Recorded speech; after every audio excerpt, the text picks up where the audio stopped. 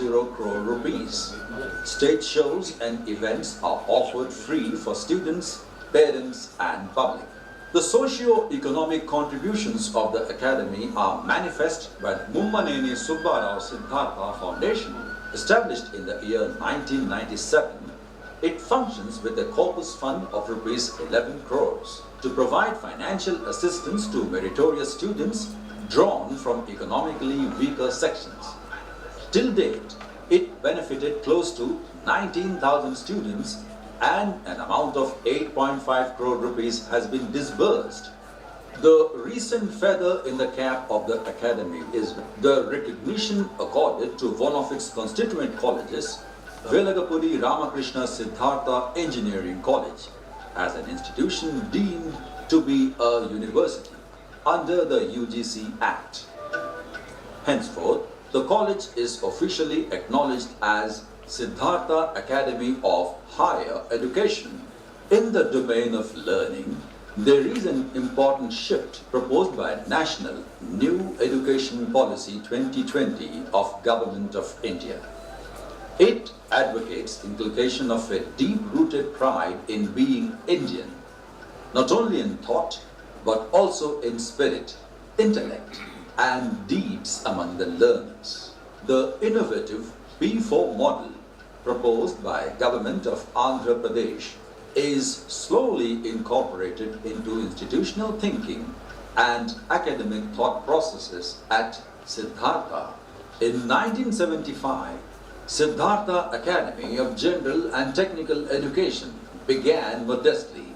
Today, it is a big and bright beacon light to enlighten formative minds and encourage every curious learner.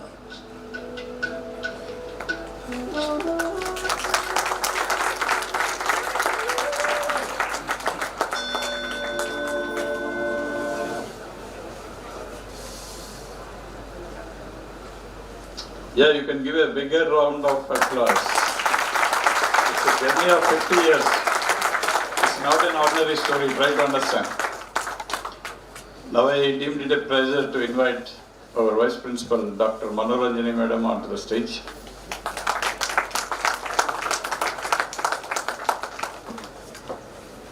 Now I take the honor of inviting Mr. Harish from ISS Talks. Please come on to the stage, sir.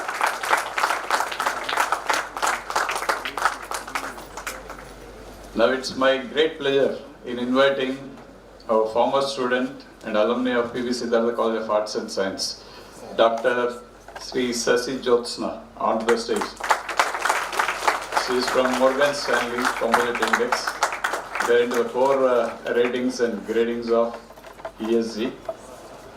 Now it's my immense honor to invite the chief guest of today's function, Sri P.S. Kumar, popularly known as Kumar Brahmaya, onto the stage, sir.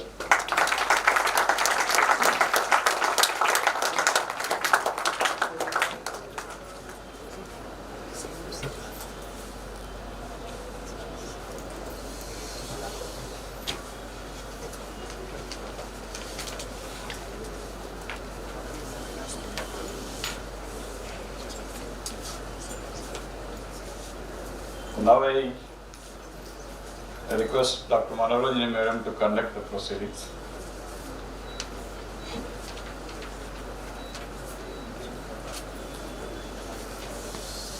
Now let us all rise up for the prayer song by Ms. M. Sravani and M. Gayatri.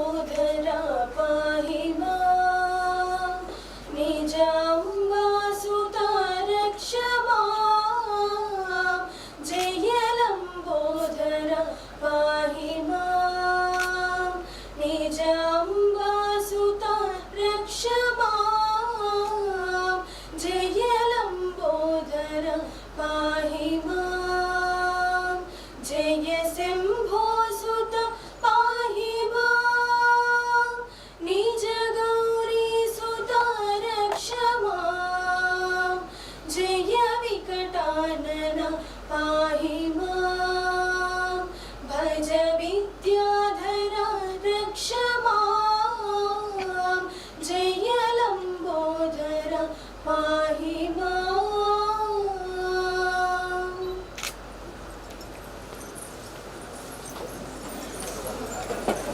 Now Jyoti Prajwalana by the chief guest and other dignitaries.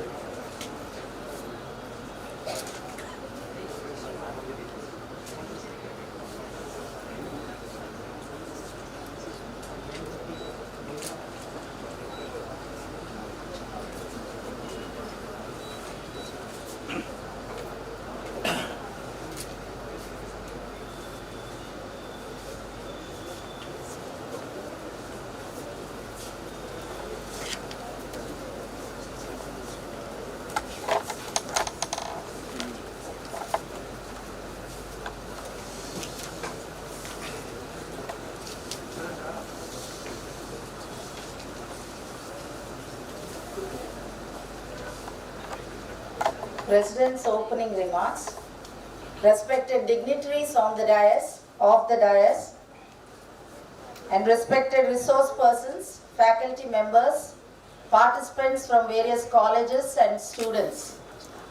Good morning to you all. On the eve of Golden Jubilee celebrations, I express my sincere appreciation to the Department of Business Administration for their outstanding efforts in organizing this ICSSR SRC sponsored national seminar on exploring ESG, building a sustainable future. So this is a very apt topic in the current scenario. It is the need of the hour. Sustainability is of global concern.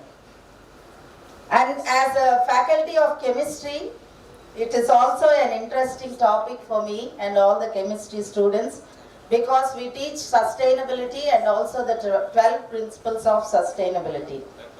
Our planet faces unprecedented challenges like rising temperatures, polluted water bodies, disappearing several species of wildlife, and a growing demand for limited resources. But amidst these challenges lies a powerful opportunity, the opportunity to create a sustainable future together. Let us not forget that sustainability is not an option, it is a necessity. Every choice we make today will shape the world for generations to come. Our actions must ensure that our planet's resources are preserved, our ecosystems are protected, and our climate is stabilized. Fortunately, we have a technology and science which gives us hope. From renewable energy to eco-friendly manufacturing processes, we have tools to reduce the environmental impacts. Governments, businesses, and individuals all play a pivotal role in scaling these solutions. Environmental sustainability is a share, it is not an individual's action.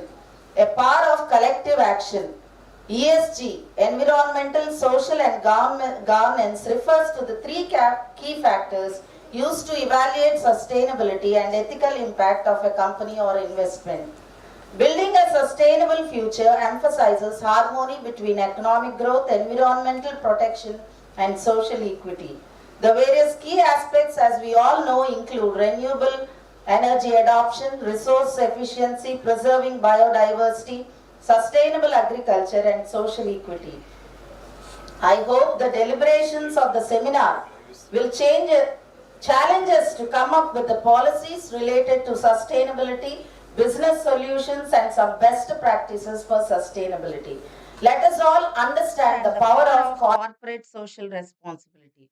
I wish you all the best for the 2-day ICSSR SRC sponsored national seminar. Thank you.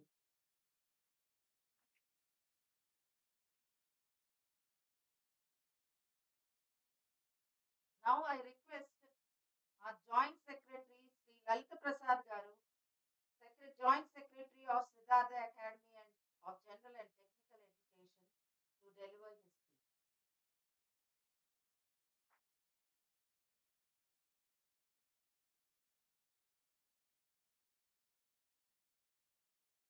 Thank you very much. I am very much delighted to be associated in your seminar. On behalf of Siddhartha Academy, I thank the organizers and congratulate them for having chosen this subject of sustainability. This particular college is 50 years young. This was first college of Siddhartha Academy, which is named, which was named by distinguished chartered accountant late Sri Parvathaneni Brahmaya garu. Or Sri Santosh Kumar, chief guest of this meeting, is his son. About 50 years back, we have donated 5 lakhs of rupees for this growing institution in those days. There were two sheds, parallel sheds here, which were removed and developed by Siddhartha Academy. This year, we have just commenced the Golden Jubilee celebrations of Siddhartha Academy. I am very happy that Sri Santosh Kumar Garu is here, and I convey to him thanks from my academy. I also request, I got two doubts to be clarified in this seminar. That is one, population explosion. India is suffering from excessive population. I feel, in spite of that, our state chief ministers, some state chief ministers, and the prime minister, they want population to grow. In what way, if it grows, helps the economic sustainability and economic strength to the nation? Secondly,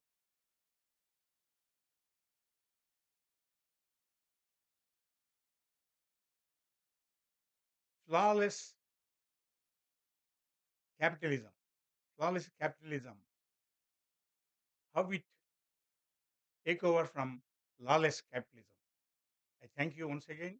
I request the participants to share some thoughts in this seminar. Thank you.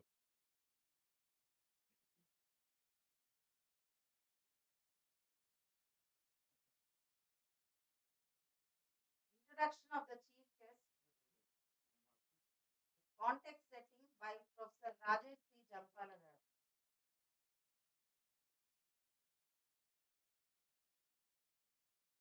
Once again, good morning to you all. I'm very much delighted to be associated with this because we conceptualized this particular event long back in the sense like in the last year's our annual day celebrations. Santosh Kumar Garu is the chief guest. He has sowed the seeds in my mind that this is the reality. We should go with discussing about ESG. So from that day onwards, he has guided me immensely and he has supported me a lot in terms of team selection and sub teams as well as sourcing the resource persons also to some extent. So with this particular idea, I mean, everybody will say no. If the intentions are right, the whole universe will conspire to make it happen. So I thank several other college managements for supporting this particular event. I'm very glad to say that Almost 48 research papers were submitted already. We are going to have their presentations in the subsequently today and tomorrow. As ESG is going to be discussed thoroughly in the next 2 days, my take on this ESG is, in simple words, you can afford to buy some things, but whether the mother nature can afford that question everybody should think before you start buying something or using something. So what I mean to say, in simple words, responsible consumption should be the order of the day. At the same time, the governments are doing immense work in terms of India's intervention strategies about ESG. Started a big way. Our Prime Minister, in different forums internationally, is talking about pollution. Because we are a signatory of UNFCCC and we are attending COP summits regularly, net zero should become the reality by 2050. And India is doing its efforts in building up renewable energy sources, especially Andhra Pradesh government is also talking about hydro fuel in the coming days. So new forms of fuel or energy sufficiency must be secured for a country with 140 crore people. At the same time, the society also to be taken care of. The diversity and inclusion principle has to be taken care not only by the companies but by all other institutions. Because India is socially very diverse country and everybody must be included in the growth. And lastly, the governance. The companies or organizations must have the board diversity and they should see and protect the minority shareholders. And today, the SEBI has taken some steps to officially make the profitable companies to share in the form of CSR. Not only that, BRSR regulations they are implementing slowly. Business responsibility and sustainable practices acts are coming in a very big way. And women directors has to be inducted into the board like this. But at the same time, uh, this seminar actually uh, supported by ICSR. It's a very premier organization in terms of social science research. At the same time, we are greatly humbled with the support of Coal India Limited, the Maharatna company. They supported us immensely in organizing this event and they deputed 4 of their officers to deliver the case study about Coal India's efforts in terms of ESG maintenance. With this brief context setting, now I request, Pujita to introduce our chief guest, MBA student.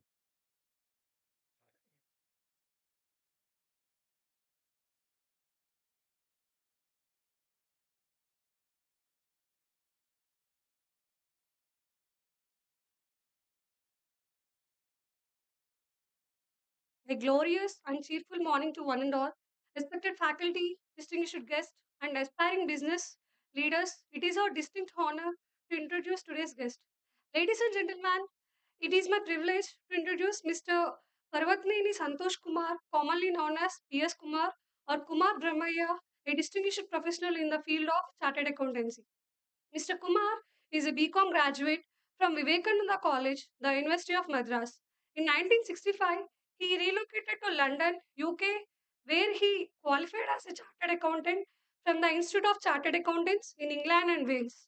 Since 1974, he has been a continuous member of ICAEW, demonstrating his long standing expertise in the field. His professional journey in India began when he enrolled with the Institute of Chartered Accountants of India ICAI, on 12th March 1974. He then joined Miss Brahmaya and Co. Chartered Accountants, Chennai, as a partner on 1st July 1974. Today, he serves as one of the two managing partners of Brahmaya and Co. Chartered Accountants, Bengaluru, while operating from Chennai. With decades of professional experience, Mr. Kumar has made significant contributions in multiple areas, including corporate audits, internal audits, mergers and acquisitions, and corporate taxation, with a special focus on international taxation and transfer pricing. Heading the practice for sustainability and ESG and Digital Personal Data Protection Act (DPDP) within the firm. Active involvement in staff training and professional development initiatives, authoring manuals and procedural guidelines for audit and accounting practices. His leadership extends beyond his firm. He is he held prestigious positions, including chairman of the Southern India Regional Council (SIRC) of ICAI in 1985, president of the Andhra Chamber of Commerce from 1995 to 1996, and continues to serve as an active executive committee member, chairperson of the Chamber's Subcommittee for Sustainability and ESG, furthering responsible and ethical business practices. With an illustrious career spanning several decades, Mr. Kumar is an exemplary professional whose contributions have significantly impacted the fields of accountancy, taxation, sustainability, and ESG. He is an active thought leader, regularly sharing insights on professional matters published at pskumarsite.wordpress.com through his blog and LinkedIn, as well as contributing articles to esteemed business papers. Mr. Kumar serves the chairman of the board of directors and an independent director at Sri Sarvaraya Sugars Limited, a listed company where he also chairs the audit committee. Beyond his professional expertise, Mr. Kumar has a deep passion for classical music, historical reading, and learning the French language. Please join me in extending a warm welcome to Mr. P.S. Kumar. Sir.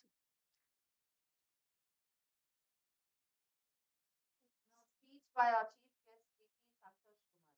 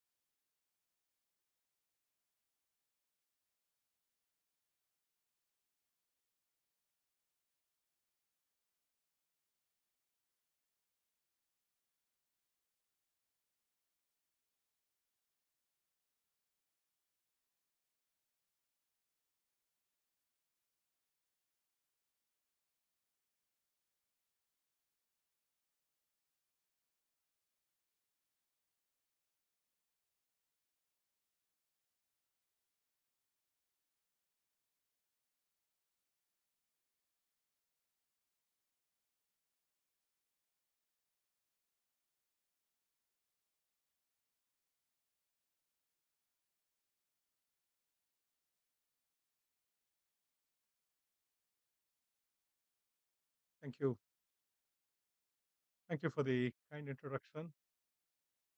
You actually made it sound better than it is. And as I heard myself being introduced, the thought occurred to me that my professional career, which took off in 1975, is more or less coinciding with the birth of this great institution. And it's not coincidence anyway. I'm very, very glad to realize that. So there are a couple of things. One thing is, of course, the history of sustainability and ESG as a serious subject. It started about almost about 3 decades ago. I mean, the intensity of discussions and so on. And but it's only in the last 3-4 years the realization has been dawning on people about the importance of the subject. Can you hear me? Last row? Yeah, that's.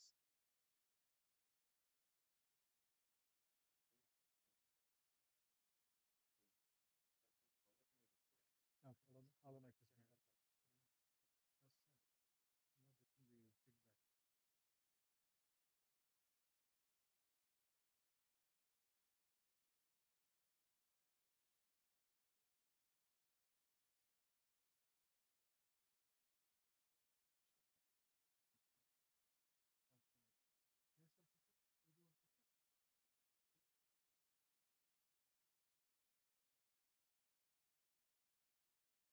Right.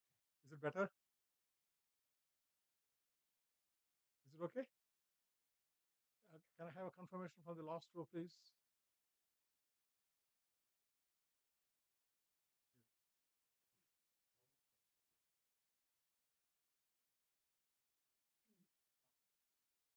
Can you hear me now? No? The last row. First row can hear without mic. The last row. Okay, I take it as a confirmation. Now, as I was saying, it's only the last 3-4 years that the subject has been gathering attention from non-academics. The reason I am saying so is because these days, when you go to most of you are going to enter the job market in a couple of years, I presume. And these days, when you attend interviews, a lot of interviewers are asking questions about sustainability and ESG. You don't have to be an expert. Nobody expects you to be an expert because it is still not a university subject. As we commonly understand. But the people do expect a little bit of a familiarity with the subject. And so, if you are entering the job market in the next 2 or 3 years, please be prepared uh, for questions being asked. And I say this with clear knowledge because in Chennai, the Institute of Cost and Management Accountants, every 6 months, they organize an orientation course for cost accountants passing out, that is qualified cost accountants entering the job market. They need to be oriented towards this subject. In fact, I address them every 6 months actually. So they take it very, very seriously, and I urge you to take it seriously too. And before I come to my presentation, I think to answer Mr. Lalit Prasad questions, they're quite interesting actually. I think one is about the demographics of population and also the delimitation, etc. Now, to get back to your population, global population is aging, as you know. In most countries, the population is in decline. When I say the most countries, I mean the developed countries, especially countries like Japan, where there's a decline in population. And one of the adverse results of this decline is as the healthcare gets better and research into medical sciences is getting better, people are living longer. So the population is beginning to look more and more like an inverted pyramid where you have a large base of pensioners and a small base of working population which has to support the elderly generation. Now, that is a serious concern, which is what we mean by a demographical advantage. India has got a regular pyramid structure at the moment. We have a large base of working population, and on top of it, you have a reasonably smaller base of the retirees and pensioners and so on. So we do have an advantage at this particular point of time, but McKinsey, the global consulting firm, has said that this advantage will last only 31 years. In 31 years' time, India will lose the advantage of having this demographical advantage, and then we'll be like anybody else. For one thing, population growth will slow down, which is already happening in southern states, and this is going to be a phenomenon across the country, in the rest of the country also. So this advantage is going to be last 31 years. Now, the problem as envisaged by, since, since the matter is in public domain, I may as well mention the names, as exposed by Mr. Stalin, my chief minister. I mean, I consider myself a Chennai-based Telugu person, actually, a Tamil Nadu Chennai person, because I have an advantage of being, uh, I'm a bilingual, speak Tamil and Telugu. My parents are, of course, settled in Chennai. Anyway, so as Mr. Stalin said, and also as Mr. Chandrababu Naidu said, I think we must have more babies to keep our population growing, because the whole problem about delimitation is your representation in Lok Sabha depends on the population. So if you're going to tinker with the population representation equation, ultimately, as feared by the southern states, the MP and UP will control the government of India. I mean, as simple as that. That is one issue. The second issue is, of course, the 15th, we are now running into the 15th Finance Commission. The 15th, finance commissions have a life of 5 years. And the typical function of a finance commission is to look at the resource allocation from the center to the state, because we live in a federal structure. Now, over the years, the criteria has been changing, and the allocation of resources to not only the southern states, but the states that have a higher contribution of GDP is falling.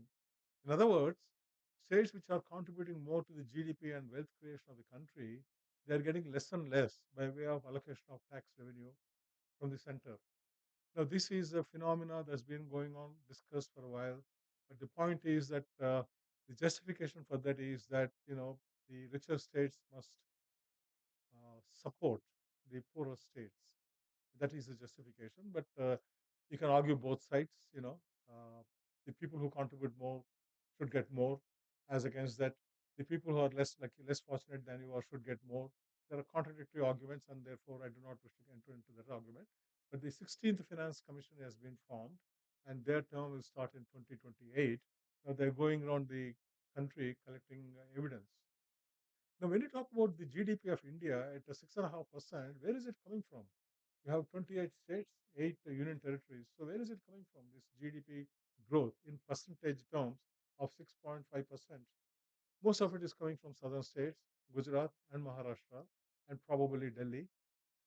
But the rest of the states, as you know, are not growing at 6.5%. So that is the problem in this whole equation. So that is my answer to let's proceed a question about the delimitation and the population issue. Is pure and simple demographics. Now there's a new complication to this demographics, in the sense it's always good to have younger people working, more number of younger people working, because you need to have a regular size pyramid where the base is high and the top is low, where the people supporting is large and people being supported is low. That's an ideal situation to have, but it's not going to be last forever, because the rest of the country is going to invert. Now, what are countries doing now to address that? If you say huge labor workforce, that's not going to that last you forever, because everywhere you have new technologies like the AI. It's just cutting down on the automation, robotic processes in the factories is cutting down on the number of workforce.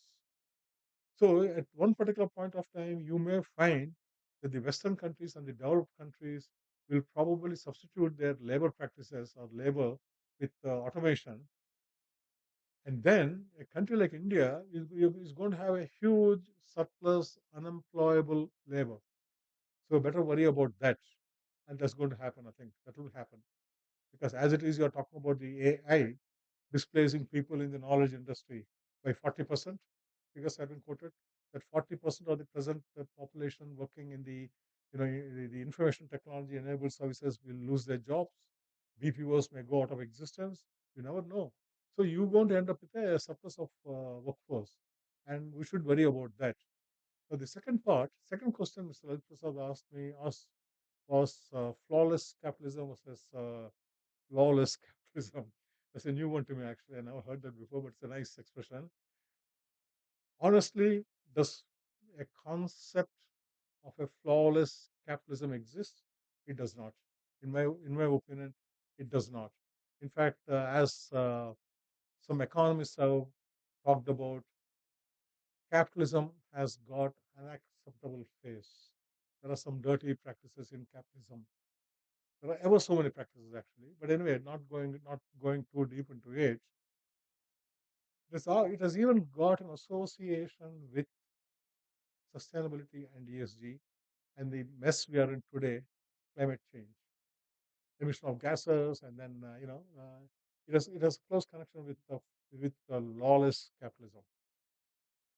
See, the whole issue here is when you go into the developed countries and developing countries vis-a-vis the sustainability and ESG, it's always been the point of contention and argument by um, the developing countries that the crisis of climate change is a result of burning fossil fuels. Now, if you have a GDP, per capita GDP of, let us say, $100,000, as in the Western countries and Singapore and so on, your per capita GDP depends on the directly proportionate to the resources you consume. And most of the resources, as you know, are actually mined either in the form of gas, oil, or minerals. So the more you consume, the more you are emitting gases. So the more you emit gases, the more is the climate change. So it's an accepted logic, an argument that the present climate change crisis is the corollary of Western countries' prosperity. If Western countries are earning, let us say, $100,000 of GDP per capita, is because of consumption of resources, which cause the climate change. So that is obviously the uh, result of the lawless capitalism. But today, the argument is developing countries are stating that since the Western countries or the developed countries had created this mess, they should clean up the mess. So if you're talking about the $20 trillion as a cost of cleaning up the economy, no way the Western countries are going to give that money to you. In fact, they keep the conference. I don't know if you heard the expression COP meetings, conference of parties meetings. Is a contentious issue where developing countries keep talking about the responsibility of the developed countries for making good, and the developed countries are trying to shrug off their responsibility and dodge a responsibility. So, I mean, in my opinion, there is no such thing. The concept of flawless capitalism, it just doesn't exist. I think capitalism has got a dirty face, in my opinion. Anyway, sorry, you may disagree with that. Anyway, so coming back to my presentation, I've tried to, in a seminar where there are half a dozen presentations, speakers, and the topics tend to overlap a little. And I have taken the utmost care to make sure I do not encroach upon other speakers. But then sometimes what happens is a certain amount of overstepping is inevitable. So my apologies in advance to all of you, the speakers. And as I said, I have made in fact, I drastically edited my presentation to remove any traces of connection to other presentations, but it's impossible because they're all kind of similar topics, and therefore it's not easy. We do not inherit the earth from our fathers. We borrow it from our children. Is there a more beautiful statement than that? In fact, in every presentation I make, I usually focus on this. It's a saying by the Inuit. Inuit are people of Alaska. Okay, you don't call them Eskimos anymore because Eskimos is a derogatory term now. And so, if you want to talk about the people of Alaska, you refer to them as Inuits. We do not inherit the earth from our fathers; we borrow it from our children. And when did you last see a diamond-studded sky? Because in my generation, as I said, I have been a chartered accountant for 50 years. I remember seeing a sky full of stars, like diamonds, glittering diamonds. You don't see that anymore because there is between you and the stars, there's a huge layer of gases. cannot escape into the atmosphere, and they are just standing there. And and because of that, you cannot see the stars. And as I said, I remember in my childhood going to my villages, my mother's village. I remember seeing a beautiful starlit sky. And at the present, as I said, going back to the first statement, we do not inherit the earth from our fathers; we borrow it from our children. At the present rate of consumption of earth, we are consuming it at 1.4 times what the earth can give. In other words, we are overdoing it, over mining, over consuming everything. We're just like a bunch of locusts eating our way into it. And one day the earth will be barren of resources. And sustainability is not, and when we talk about sustainability, we talk about the combination of environment, social, and governance. And of course, social and governance, people have been talking about for years and years. But climate change and environment is now about 2 to 3 decades old, or at least the attention that it deserves, we have been giving it over the last 2 or 3 decades. And the two dimensions to ESG is ESG itself is a pure science. And whereas people like us, you know, we talk about regulatory and economic factors because basically I'm a chartered accountant. I work in an accounting firm and I head the accounting function, and we do some consulting, etc., etc. But then when it comes to the pure science, we assemble a team of people and we work as part of the team. And that's why I said they've got two dimensions. One is the ESG as a science, and the second is the ESG regulatory, environmental regulatory compliances. And as the famous saying goes, there is no plan at B. There's no plan at B. I don't know if I heard of Greta Thunberg, the Swedish teenage activist. About 7 or 8 years ago, she went to the United Nations, and she, at the age of 16, she went and, I mean, I use the word scolded the United Nations with global leaders, 196 leaders of the world. And then she scolded them. She said, "You're abusing the planet and you're leaving nothing for the future generation," and so on and so forth. Of course, she's now, people listen to her with, she's only about 20, 22 now. And when you talk about ESG, environment, social, and governance, of course, there are a lot of templates like this, what I'm just showing on the screen. This is the UK Institute of Chartered Accountants. Environment, social, and governance. We've been talking about social issues for decades and, in fact, even centuries. When it comes to governance, it's got two aspects again. One is the inward, micro, and the other one is macro. The inward is a corporate governance. We talk about management, especially because there are corporate governance studies done as first uh, prescribed by a man called Peter Cadbury in UK, and then from there the corporate governance standards grew. And then we talk about governance, audit committees, etc., etc. And we also know the governance, the macro aspect of governance is to the society, to the stakeholders.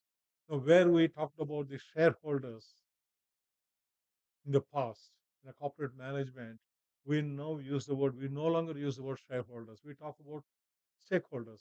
So stakeholders are your suppliers, your customers, your labor, your owners and the government and the regulators, the whole lot, society at large, actually. So you have a responsibility to the society at large now.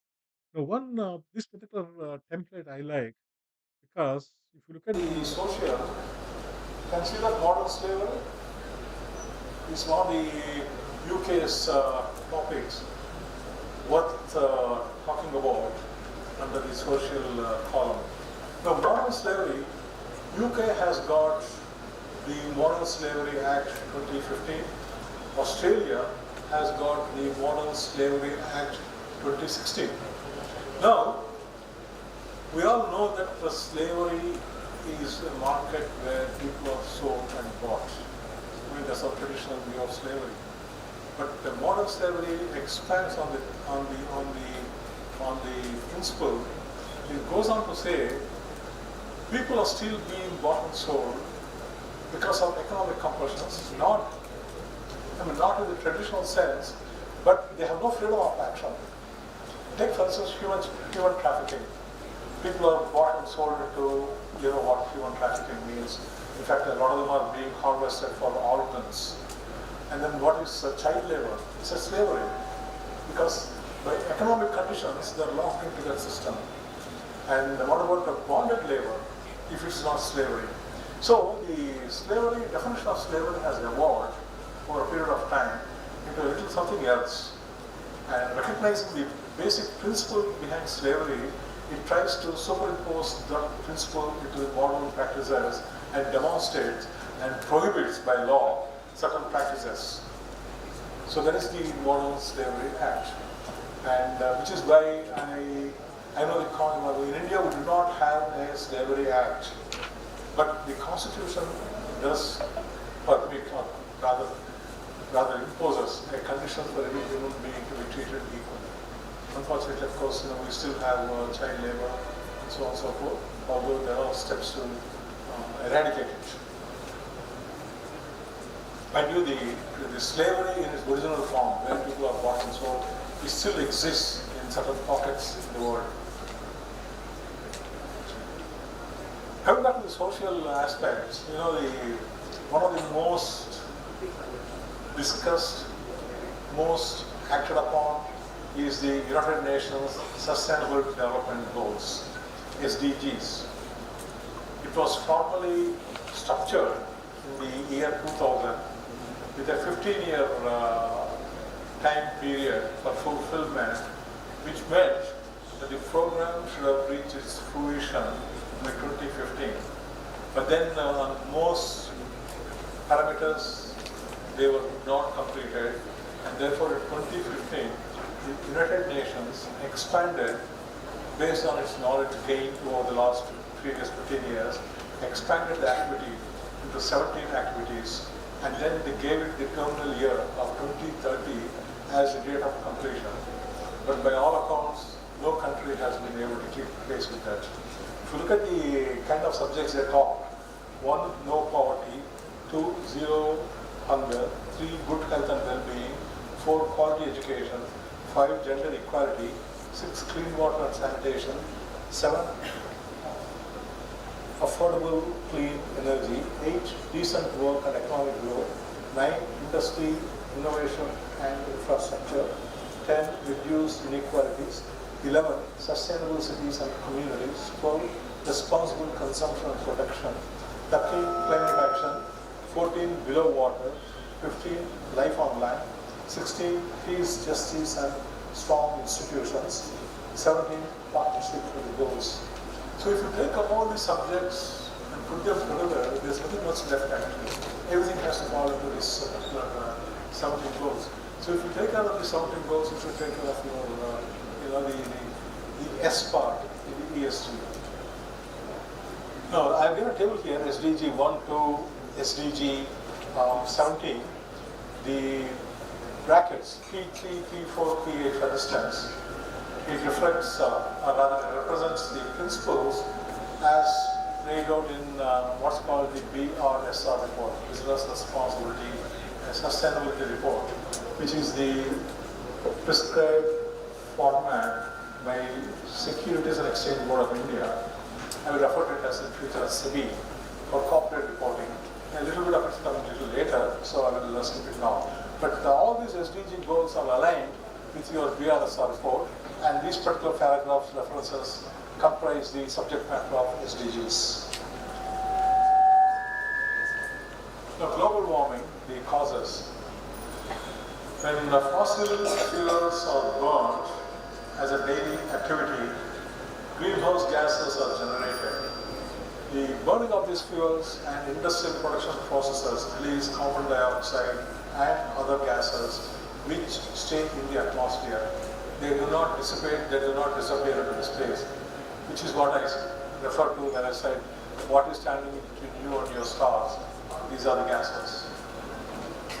And then of course the heat generated gets trapped in the atmosphere, which leads to a greenhouse effect, slow cooking effect, and causes global warming.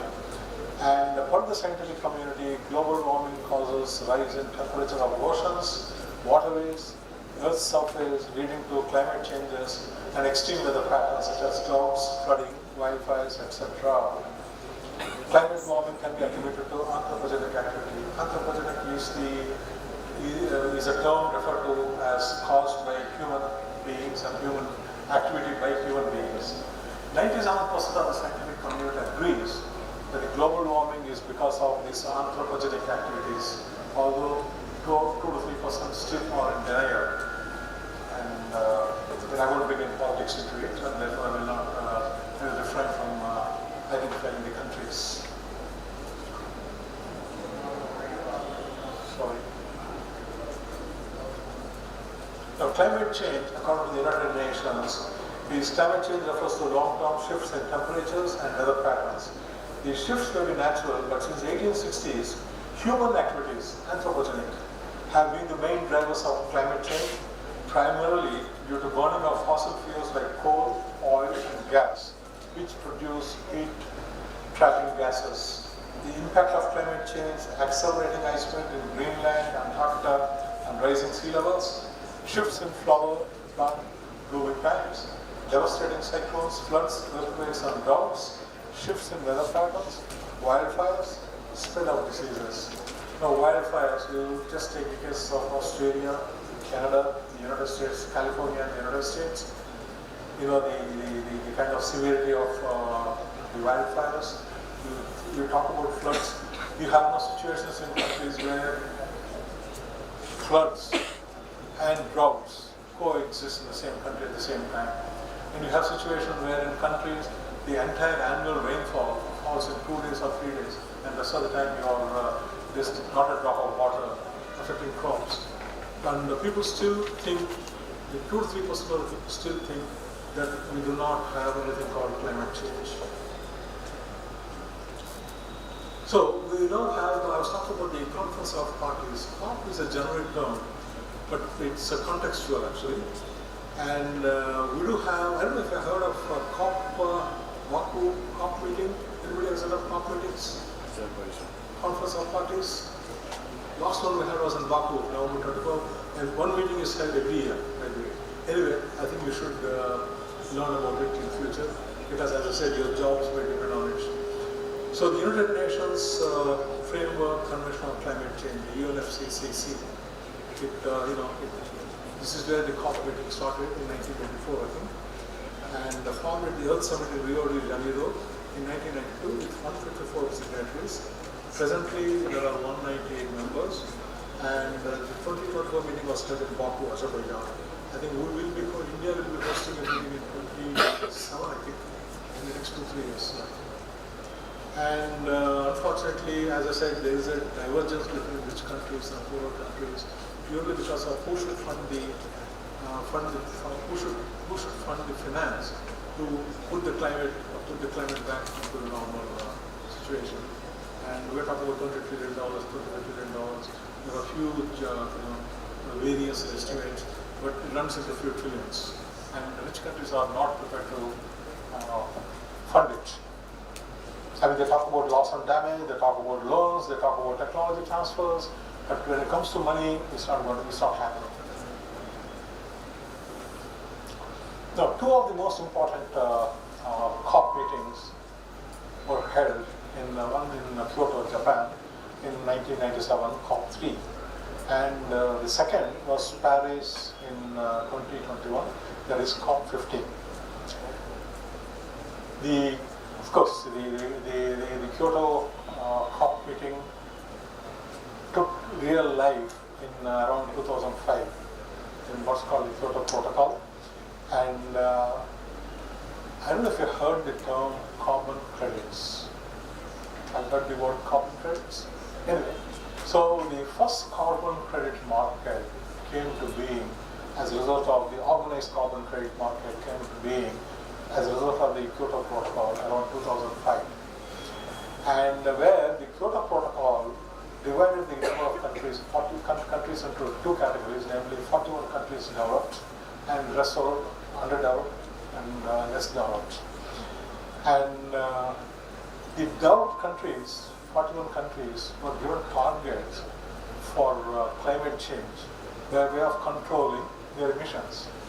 So what the Kyoto Protocol said was, if you are not able to reduce emissions in your own country, you go to some other country and develop a program which reduces the emissions, and then you will get credit for that. So supposing if I'm living in Denmark and I've been given a target of reducing by 100,000 tons of carbon dioxide, and I'm not able to reduce it because my industrial production, I'm not able to take care of my change of technologies. What I could do is I could go into countries like China or India, plant, create forests, afforestation programs, and then afforestation programs is supposed to reduce the carbon in the atmosphere. So that reduction of carbon dioxide, I would get credit in my own country, in Denmark. In other words, if I'm not able to do it in my own country, I can go do it somewhere else. Because the principle is there's only one sky above us, only one planet. So it doesn't matter where you do it, the good out of that will be felt everywhere. That's the logic. It's an unorganized market, and in the sense it was not driven by any overseeing authority, it was unorganized, it was voluntary. And then the Kyoto Protocol also named the 6 greenhouse gases as the most offending ones. Carbon dioxide, methane, nitrous oxide, hydrofluorocarbons, perfluorocarbons, sulfur, hexafluoride, and the 7th one, nitrogen trifluoride, was added in the Doha conference in 2012. I don't know if you remember the banning of asbestos. I don't know if you remember the banning of refrigerant gases. They were all causing, the ozone depletion.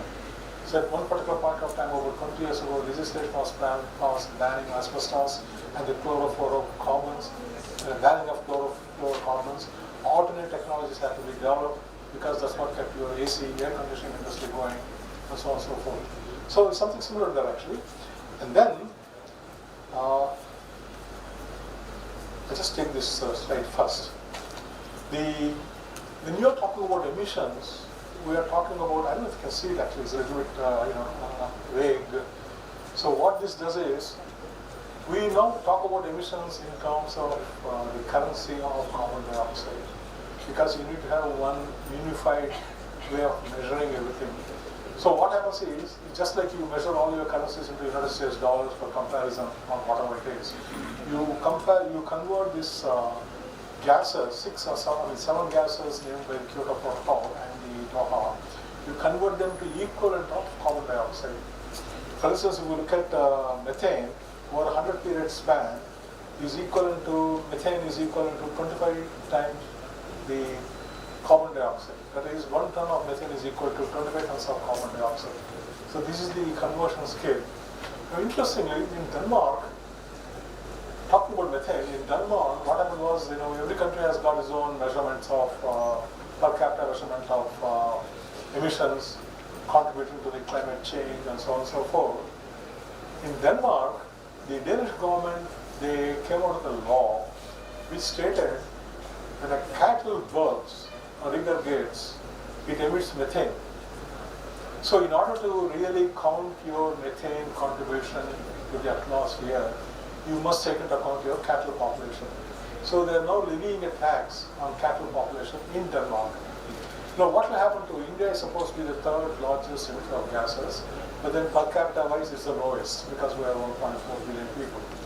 Now what will happen if you start, if that practice is made mandatory in India, you are supposed to have 500 plus heads of cattle. New Zealand, with a population of 5 million people, has a sheep population of 25 millions.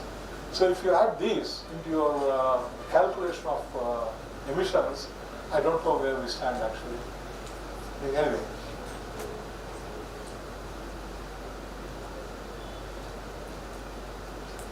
So once we recognize the principle that gases are being emitted, there had to be somewhere, unless as Peter Drucker, the management guru, said, unless you measure something, you cannot control it.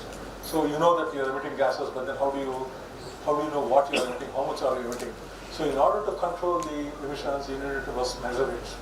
There were a lot of private initiatives. One that probably made the most impact is the one called the Greenhouse Gases Protocol. They came out of this highly theoretical, now of course accepted practice, because it's now become part of statutes also, including the BRSR. And the greenhouse gases were classified into scope 1, 2, and 3. Now scope 1 is the gases you emit in your own production process. Scope 2 is the purchased energy. For instance, if you buy electricity from somebody, electricity board, the electricity board would have emitted gases to generate that energy, which you are consuming in your production, but you are indirectly responsible for that. Now, scope 3 is the entire supply chain. The emissions made by your entire supply chain or the value chain. Now, in the scope 3, there are 15, they have identified 15 sources of emissions. 8 of them are upstream and 7 of them are downstream. Can you see it actually the list? So the item, I'll just take up the item number 15, investments. Now this is very, very interesting because investment includes your finance by banks, non-banking financial institutions, and so on and so forth. The idea is simple. A vast amount of emissions is being driven and funded by manufacturing processors, which is again funded by the banks and NBFCs. So if you choke the point at which funds originate, or if you try to control the users for which funds are being put to, you will make a substantial contribution to reducing your emissions. So that's why item number 15 investment includes banks also, and we'll talk about it a little later. But as I said, the Kyoto Protocol was signed by 142 countries, developed countries had to, etc., common offsets. We talked about carbon elsewhere, carbon credits being generated elsewhere, and then voluntary market, baseline credits, Kyoto Protocol extended in 2012 by Doha Agreement, and then the Paris Agreement in 2015 superseded the Kyoto Protocol. And India and China became major beneficiaries because we generated a lot of carbon credits because we have huge tracts of land over which you carried out the afforestation programs.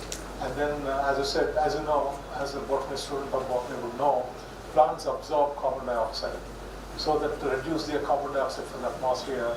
And therefore, afforestation programs became hugely popular, and India and China earned a lot of money by selling these carbon credits to the developed countries, which had an obligation to reduce, whereas we did not have an obligation to reduce. But all that changed, actually, going forward to Paris Agreement.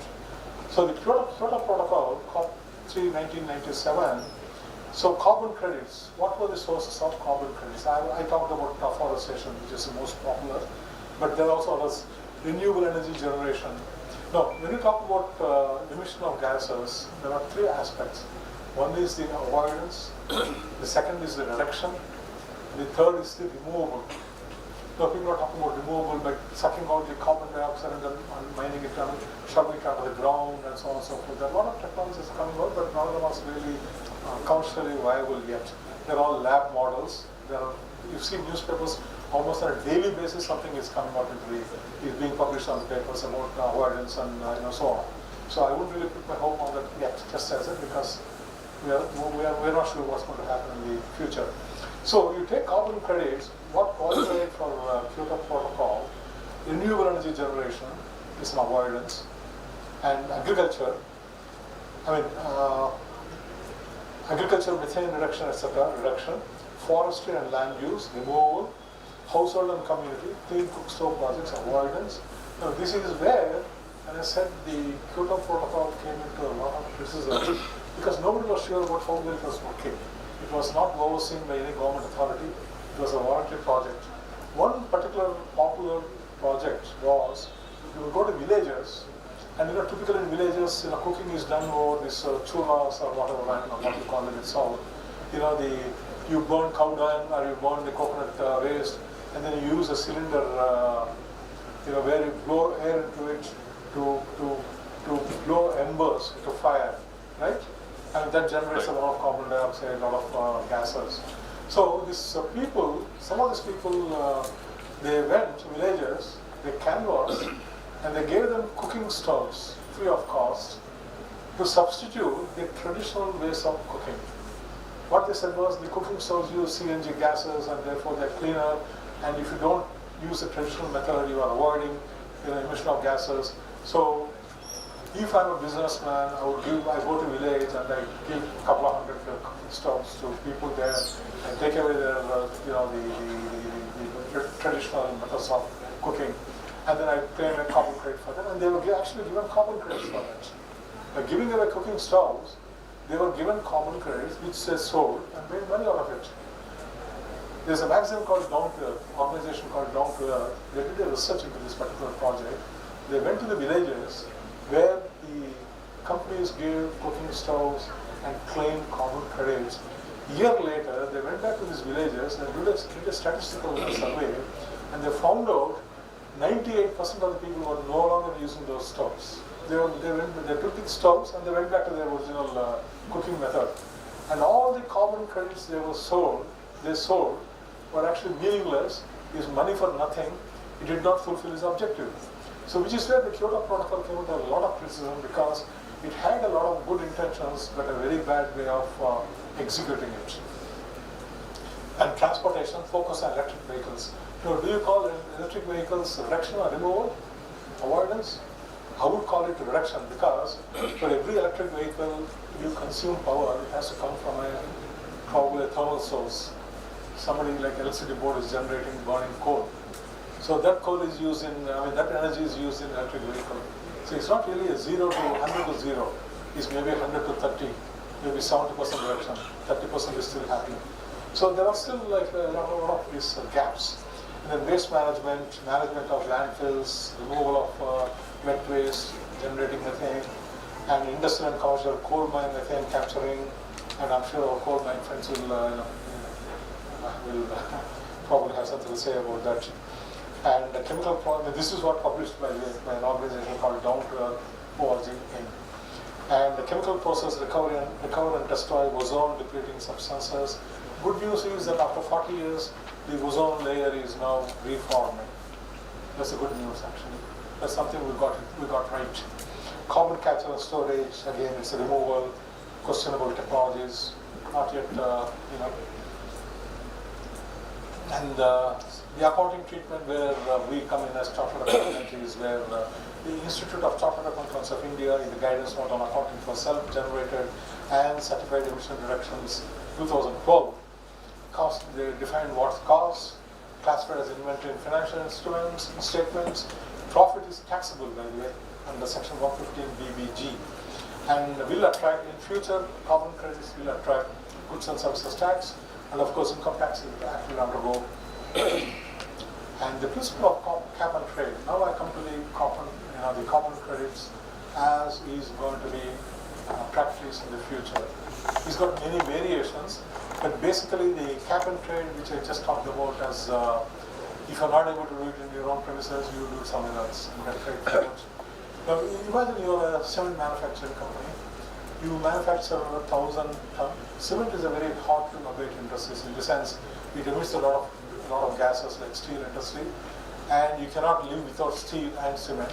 So they call them as civil aviation, as aviation for that matter.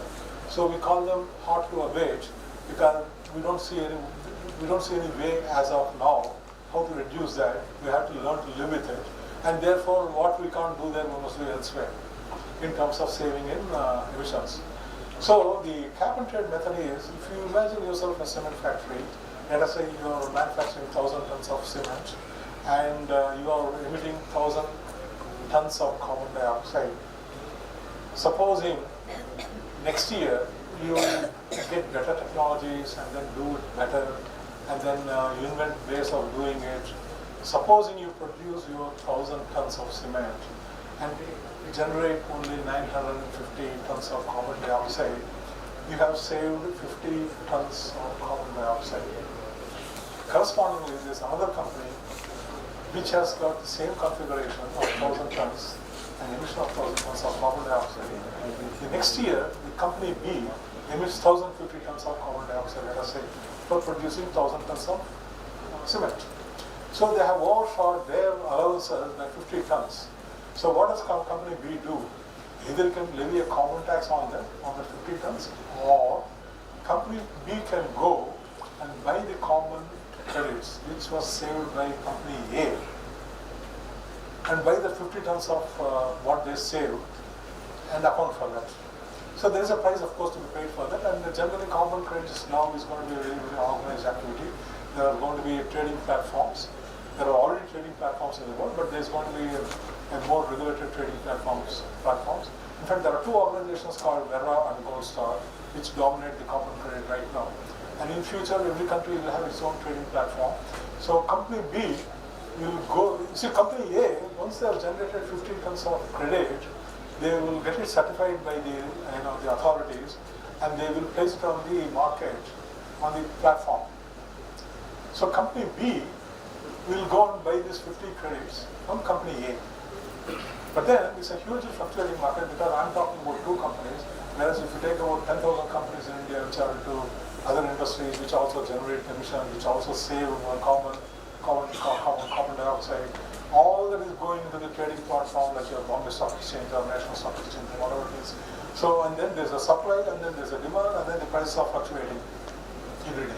So company B and the other companies like company B will have to go and buy it from company A. If carbon credits are not available sufficiently, the government may say, okay, look, if you're not able to generate, if you're not able to acquire carbon credits because there's a shortage in the market, what we will do is we'll levy a carbon tax, so much per ton for violating this. I mean, that could happen also. So basically, there's the cap and trade, and there's a global scheme with the minor variations in each country. Now, coming to Paris conference, it's interesting actually because it was noted that at the present rate of consumption of fossil fuels, by end of 2100, global temperatures will rise to 4 degrees Celsius over and above the pre-industrial levels, i.e. 1850 to 1900.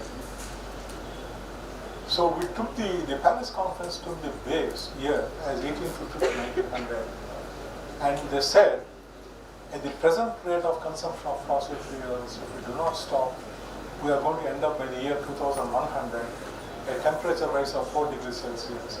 At that point of 4 degrees Celsius, your islands, and a lot of islands will be submerged. Your New York City, the coast, will be submerged. Mumbai City coast will be submerged.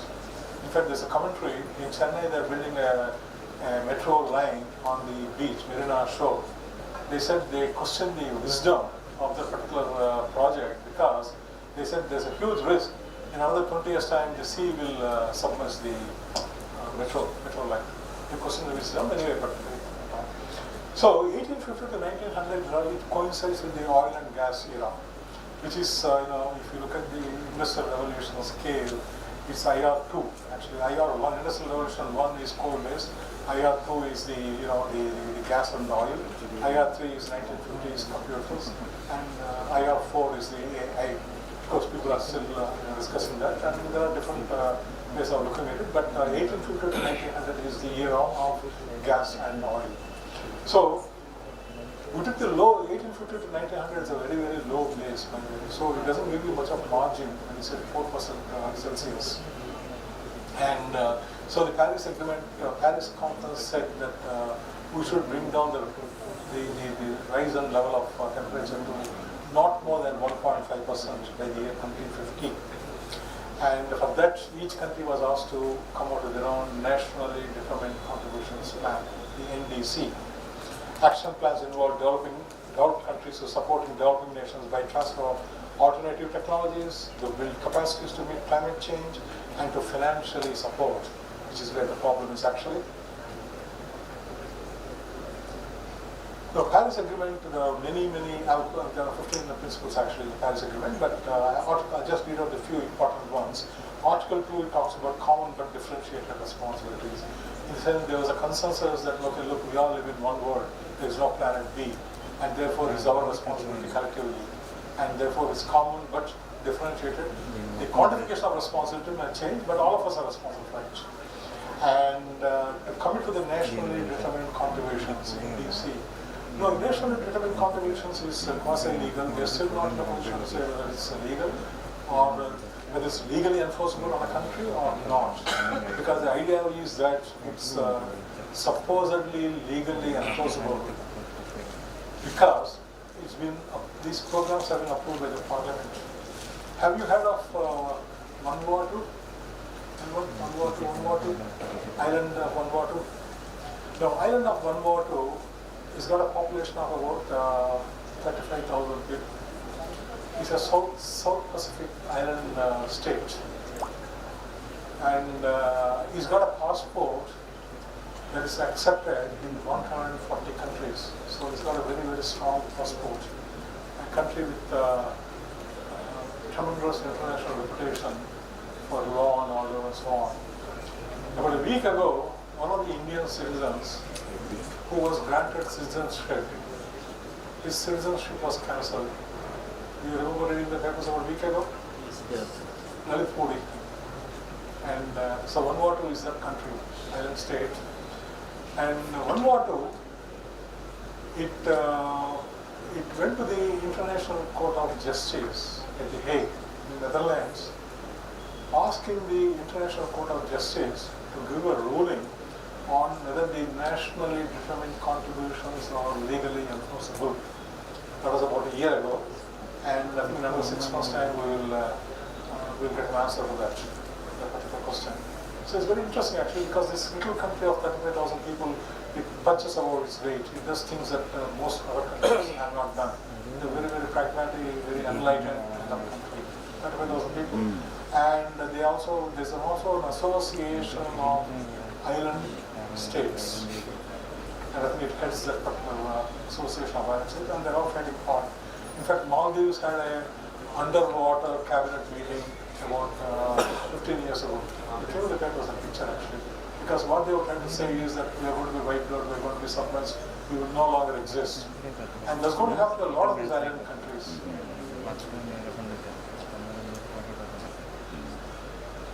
And then Article 6 is the most important one because it was discussed at length in Baku, Azerbaijan. Article 6.1 talks about parties may choose to pursue voluntary cooperation in pursuing their nationally determined contributions to allow for a higher ambition. In other words, cross-border trade in carbon credits. 6.2, parties pursuing higher ambitions involving use of internationally transferred mitigation outcomes. That is, carbon credits across borders.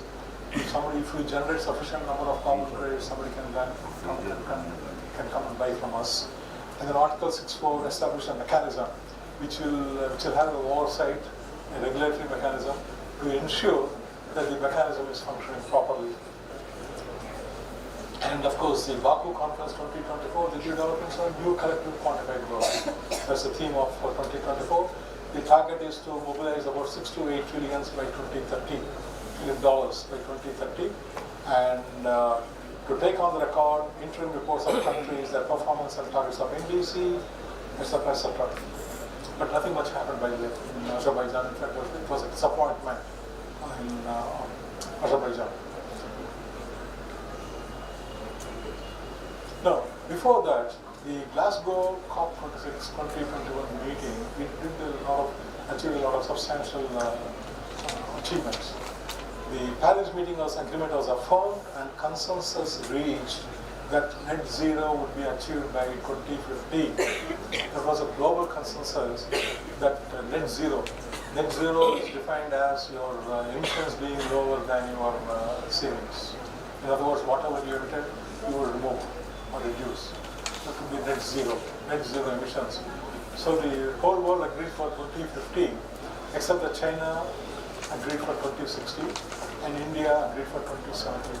Now the Indian problem is the most of all, you see the point is your prosperity, your GDP, your standard of living, it all linked to the energy generated, right? So when we talk about energy generation, a lot of Indian energy is thermal, because now we are going on a huge expansion of renewable energy, going up solar and wind and so on and so forth. But most of the Indian energy is thermal, that is by burning coal. And there's no way India could agree for anything for a 2050 target dateline, because we still are investing in thermal plants. And I believe by 2035 we'll reach a peak, from there go down progressively. And we are on target for 2070 net zero. That's our target. And as I said, net zero means cutting GHG emissions to close to zero, if possible, by preventing, by reducing, and by removing. And one important development in Glasgow is the GFAZ. That is the Global Glasgow Financial Alliance for Net Zero, a major initiative from the banking and financial sector to support the transition to net zero. A major role played by Mr. Mark Carney. As, have you heard about, I'm sorry, when I ask these questions, I'm addressing the students, not the front rows. So has anybody heard of Mr. Mark Carney? No? Actually, Mark Carney is good news for India because he's just become the Prime Minister of Canada. Justin Trudeau had resigned, and Mr. Mark Carney has been elected the Prime Minister of Canada, and the Indo-Canadian relations are going to be put back into their normal course. Mr. Mark Carney is actually not a politician. He was governor of the Canadian Central Bank in the year 2008. A global financial crisis happened. He was one of the two central bankers voted as the best central bankers, along with our with us, Mark Carney. And then in 2010, he was appointed the Bank of England, Governor of Bank of England. For the first time in 379 years of history of Bank of England, a non-Britisher was appointed the Governor of Bank of England. And Mr. Mark Carney has a very, very long history of involvement with sustainability and ESG. That's why I'm very, very happy personally that Mr. Mark Carney has become the Prime Minister of Canada. And I think it's a lot of things, a lot of good things will happen to India because of him, in the sense, primarily in terms of easing of diplomatic constraints, and secondly, in the space of ESG. He will do a lot of good things. I'm personally glad. So the Glasgow Conference 2021, our Prime Minister, Prime Minister Modi ji, he came out with what's called the Panchamrit, which is a long-term goal for India. India will reach its non-fossil energy capacity to 500 GW. Each GW is equal to 1,000 megawatts by 2030. India will meet 50% of its energy requirements from renewable energy by 2030. India will reduce the total projected carbon emissions by 1 billion tons from now onwards till 2030, before 2030. By 2030, India will reduce the carbon intensity of the economy by 45%, and India will achieve the target of net zero by the year 2070. These are the Panchamrit committed by the Honorable Prime Minister. And then we go to Egypt 27 and Dubai COP 28. Egypt again was a bit of a washout. In fact, funny enough, Egypt conference was attended by 70,000 delegates. The question was raised, why do all these people travel by aircraft and contributing to the global emission crisis? Why do you need 70,000 people? Most of them could have stayed home and taken this by Zoom or Skype, whatever, So that was actually a funny contradiction. And Dubai was another contradiction because COP28, it was headed by a man called Sultan Abu Dhabi. Actually, he's the chief of Abu Dhabi petroleum industry. So there was a little bit of a contradiction in a petroleum industry which survives, which thrives on increased consumption from oil and gases, heading a sustainability and ESG conference. So a lot of people couldn't accept that, how an oil industry head could chair the sustainability meeting. Anyway, be that as it may, it went on. And then the Egypt conference was more about loss and damage fund, how to raise money, and stock taking. Dubai was basically stock taking, just see what happened in the last few conferences. And now we come to the carbon credits program. Carbon credits related legislation in India. So for 26 December 22, the Energy Conservation Act of 2001 was amended to permit government to specify a carbon credit scheme. And the Ministry of Power issues carbon credit trading scheme. And then the 23 to permit voluntary activity.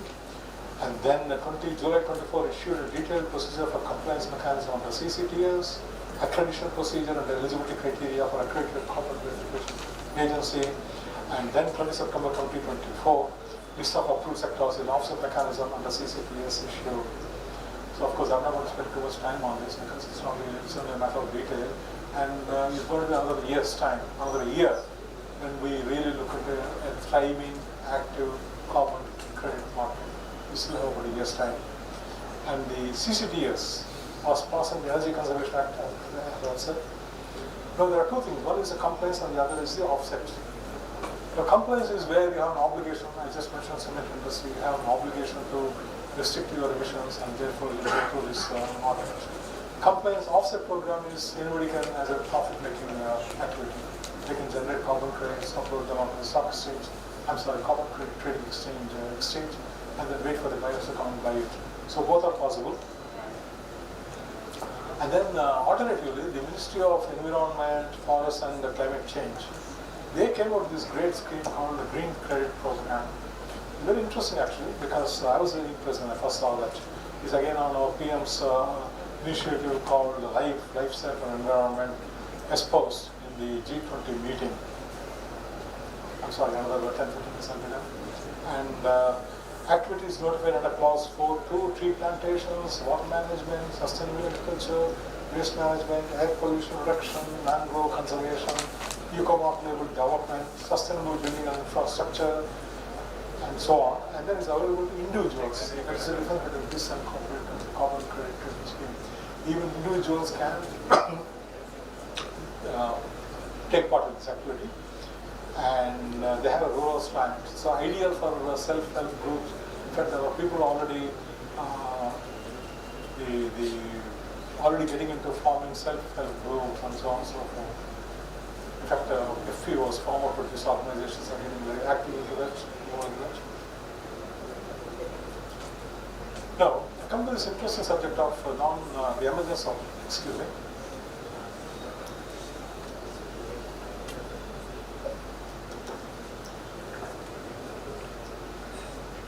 The emergence of non-financial information. I don't know how many of you have a habit of going through the annual reports. If you go through the annual reports of listed companies published, which is of course available on the websites, you will find that every annual report has got 3 sections. The middle section is all about corporate, regulatory company law, regulatory matters like board of directors reports and other statutory reports. The third part is the financial accounting, there are profit loss accounts and balance sheets and so on.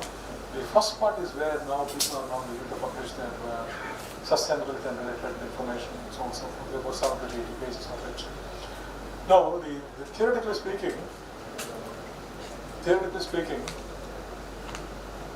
a balance sheet and a profit and loss account, it only presents the information that was on the performance of the company that had already happened.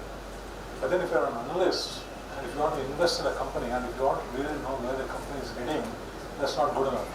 Because you want to know what are the risks associated with the company, how the company is going to survive in future. And if you really want to understand that part of it, you need to read the first portion of the annual report. The sustainability, risks the company is facing, how it will be able to carry on business as in the past. All that will be available. Of course, it's not going to be written in black and white. You still have to interpret it from reading the sustainability reports and then the management discussions, analysis, and so on and so forth. So look at the nature of companies. Companies are not becoming asset light. In fact, hotels, like most of the large chains of hotels, they're no longer interested in investing money in land and building, because land and building eat away a lot of depreciation and interest. If my expertise is in running a hotel, why would I want to incur expenditure on interest and depreciation? If I'm running 1,000 hotels all over the world, my expertise is in running a hotel and earning fee, management fee of the hotels. You see, if you are investing in land and buildings, then subconsciously you are saying, 100 years later I will sell the building or land and then make a capital gains. That's not my line of business. My line of business is running a hotel and making revenue. Because if somebody like, let's say, global brands are running your local hotel, they get management contract and they pay 10% of the gross. They charge 10% of the gross revenue as their management fee. So they are not interested in accumulating wealth by way of land and building, which they may or may not sell 20 years later, and for which they are incurring loans, paying interest to the banks, and then charging off depreciation to the balance sheet. All that reduces their earnings. So businesses are becoming asset-light. Take for instance, Amazon has very few stores. He sells, I don't know how many billions of merchandise, but everything is on e-commerce. And then hotels, Airbnb doesn't want hotels, but they do run hotel business or accommodation business. And then Uber does not own vehicles. Vehicles are owned by drivers of over the days, and all they're doing is they're making you available a ride when you want it. That is their business model. So nobody is going into assets. So in order to understand how a company functions and how a company is going to be able to function in future, you need to read the first part of the annual report. Then the BRSR actually started in 2009. Over a period of time, it went through a lot of iterations. It was started by Ministry of Corporate Affairs, MCA, and then it went through many iterations. And finally, in 2021, the SEBI introduced a business responsibility and sustainability reporting. If you look at the annual reports of listed companies, of top 1,000 companies by market capitalization, you will find a BRSR report. And then there are BRSR report talks about 9 principles. I said I'm not going into the details because there are people who are going to talk about this BRSR report today and tomorrow. So I think they will do a lot more coverage than I intend to, and therefore I am not really talking about this. But there are 9 principles the BRSR report talks about. 1, businesses should govern themselves with integrity, provide goods and services in a sustainable manner, and then well-being of all employees, including those in their value chains, respect the interests of all stakeholders, not shareholders, stakeholders, promote human rights, make efforts to protect and restore the environment, engaging in influencing public and regulatory policies, should do so in a manner that is responsible and transparent, promote inclusive growth, and provide value to their customers. A while ago, we discussed sustainability development goals. In fact, we aligned the sustainability development goals to the RSR. So what's now happening is, there's a reporting mechanism evolved, which makes these companies report about their performance. So you have theoretical aspects of development goals, and how those development goals are being performed by these companies. So that's being reported into their annual reports. Now, ESG reporting frameworks, I think we have had something called, it's still again evolving. We have something called the Global Reporting Initiative, which is a global standard, GRI. A lot of companies in India still do that. Although they are publishing BRSR reports, they are also aligning themselves with the GRI, Global Reporting Initiative, because it's a gold standard. And one of the most important and impressive studies I have seen is what's called a task force on climate-related financial disclosures, TCFD. It's no longer functional because it got merged into what's called the ISSB, that is International Sustainability Standards Board, that is part of the IFRS foundation. Now, what the TCFD said was, going forward, companies are going to function in an atmosphere full of risks. So they classified risks into 2 kinds: transition risks and the physical risks. Now, physical risks are events like floods. Pakistan had, about 4 years ago, Pakistan had floods resulting in $30 billion loss, which displaced about 31 million people from their homes. So these are, we talk about Californian homes. People are no longer, insurance companies in certain parts of California are no longer insuring houses because they say it's just not feasible to insure houses because you insure them today, tomorrow they're going to be burned down. So insurance companies are not accepting insurance of some homes in California. Same thing in Canada also. Or if they accept, the premiums are short. So anyway, the TCFD talks about 2 kinds of risks. One is a physical risk, event-based. The other is a transitional risk. But the transition risk is, as you go forward into the future, if you really want to cut down on your emissions, there is some of the technologies that you are employing now will have been banned. In fact, I did mention that about 40 years ago or 20 years ago, we banned chlorofluoro gases because of refrigerant, ozone, depletion of ozone layer, we banned asbestos because of health reasons and so on and so forth. So similarly, it's not going to be business as usual because a lot of technologies will be banned going forward. So what happens if you ban those technologies? Your business is going to be suspended. If you're lucky, you might come up with an alternate technology in 2 years' time or 3 years' time. If you're not lucky, you might have to close down the business. So these are the transitional risks. And then all those risks are going to come on to your profit loss account and your balance sheet. So how sure are you a company that declared the 200% dividend last year is going to be able to survive 2 years later? Which is where the non-financial information, you have to read it. Without that, your understanding of a company is less than 10%. I'm not interested in what the company did 100 years, the last 100 years, how much money it has declared as loss and dividend. I'm interested in, when I invest money into a company, I want to know how the company will do in the future. So TCFD is a great study actually, and as I said, it's no longer functional because they handed over the entire function to the ISSB. And we're talking about item number 15, investments. There's a network of central banks. It's called the Greening of Financial System. It's a global alliance of all the central banks. There are about 144 members, of which Reserve Bank is also a member, and the NGFS has officially taken on record that the banking system should get actively involved in the controlling of emissions and the global crisis. So, following that, the Reserve Bank in 2022 issued a concept paper, and then again followed by 2023, and now the Reserve Bank has been talking to various bankers. In fact, now the bankers,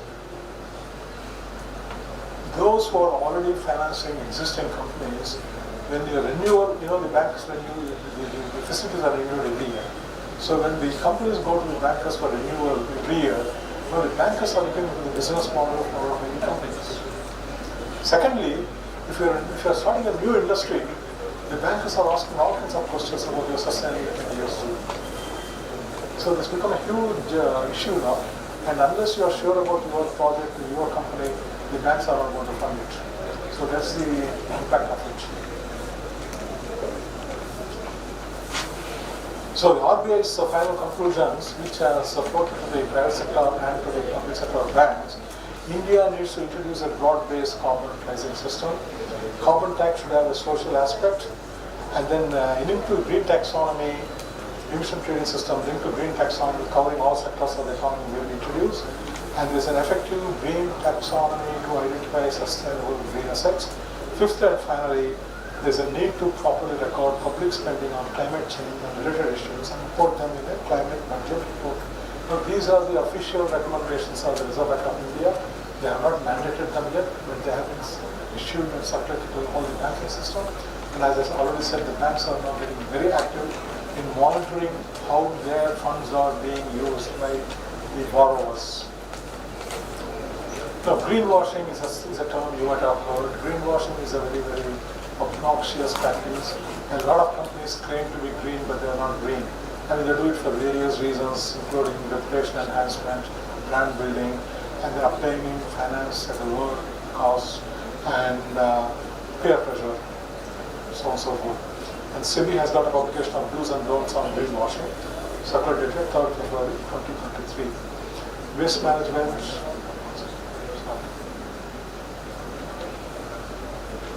Oops. Slogan.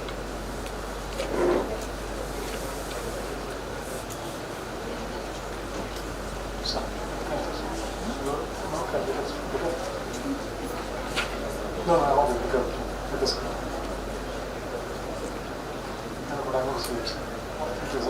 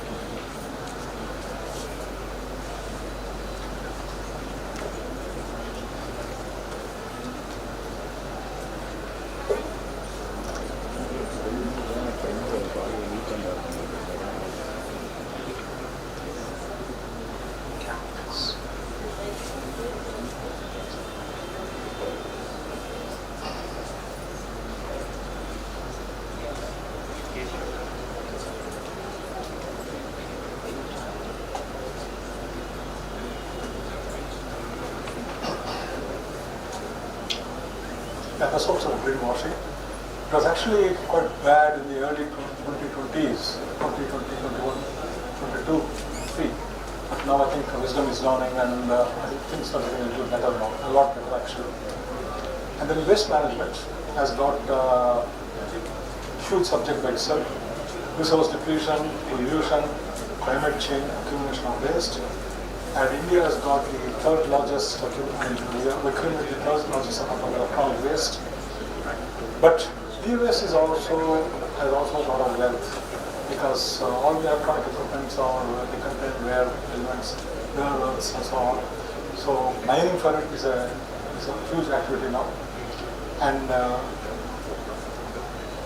so is plastic waste, for example, not just electronic waste. Plastic waste is another big issue.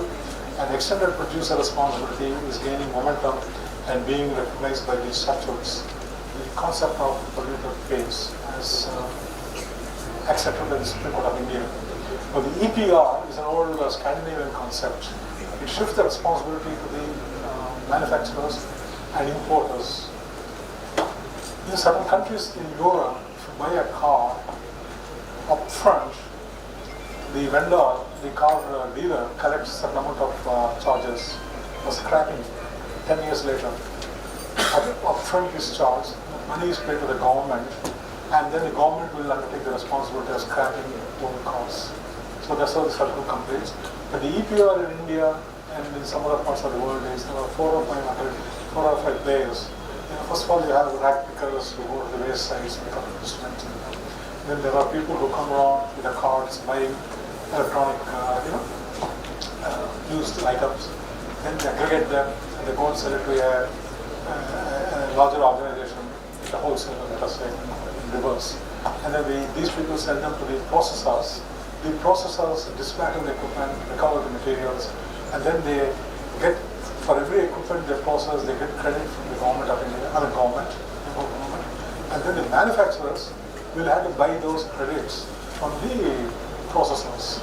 So ultimately, manufacturer has to pay the price, which will probably pass on to you as a consumer. So this is how the EPR system works. Basically, 4 or 5 players, and ultimately the management and the consumer pays for it. So issue of green securities in India and SEBI's role, primarily my understanding is that finance for green activities in India, finance obtained from the overseas markets, ECBs, and then banks issuing bonds. I've just heard that Standard Chartered Bank has issued a $1 billion bond, and the money is raised by the government to fund their RE because the government of India is the biggest spender in solar and green energy projects, and money raised under the SEBI framework regulation 21Q of the SEBI issue and listing of non-convertible securities regulations 2021 amended on 2nd February 2023. And these are the activities permitted: renewable energy, clean transportation, climate change adaptation, energy efficiency, sustainable waste management, sustainable land and forestry, biodiversity, pollution prevention, circular economy, blue bonds. This is the new one actually. The blue bonds again talks about the marine ecosystem. Marine ecosystem is not only the making sure the waters are free, but marine economy is going to be one of the huge untapped yet sources for wealth. Because every country has got the economic free zone, right? We have 7,500 kilometers of coastline, and we have the right to mine for minerals in that ecosystem. It's untapped yet because technology is expensive, but eventually I think that will be done. There's a huge amount of wealth to be gathered from there, but of course with a responsible technology. And there's the blue bonds, and the yellow bonds are for solar energy, and the transition bonds. In fact, I did mention a while ago that talking about the TCFD, one of the great risks is as you go forward, as the laws, statutes becoming tighter and tighter, the activities will be more and more regulated as to how you manufacture a particular product. And technologies may be prohibited, which means you have to reinvent yourselves or go out of business. So that period of transition, 2 to 3 years or 3 to 4 years, unless you are able to survive, you have the money to survive, you have to close down. So the transition bonds specialize in that activity. Anyway, I won't talk much about it.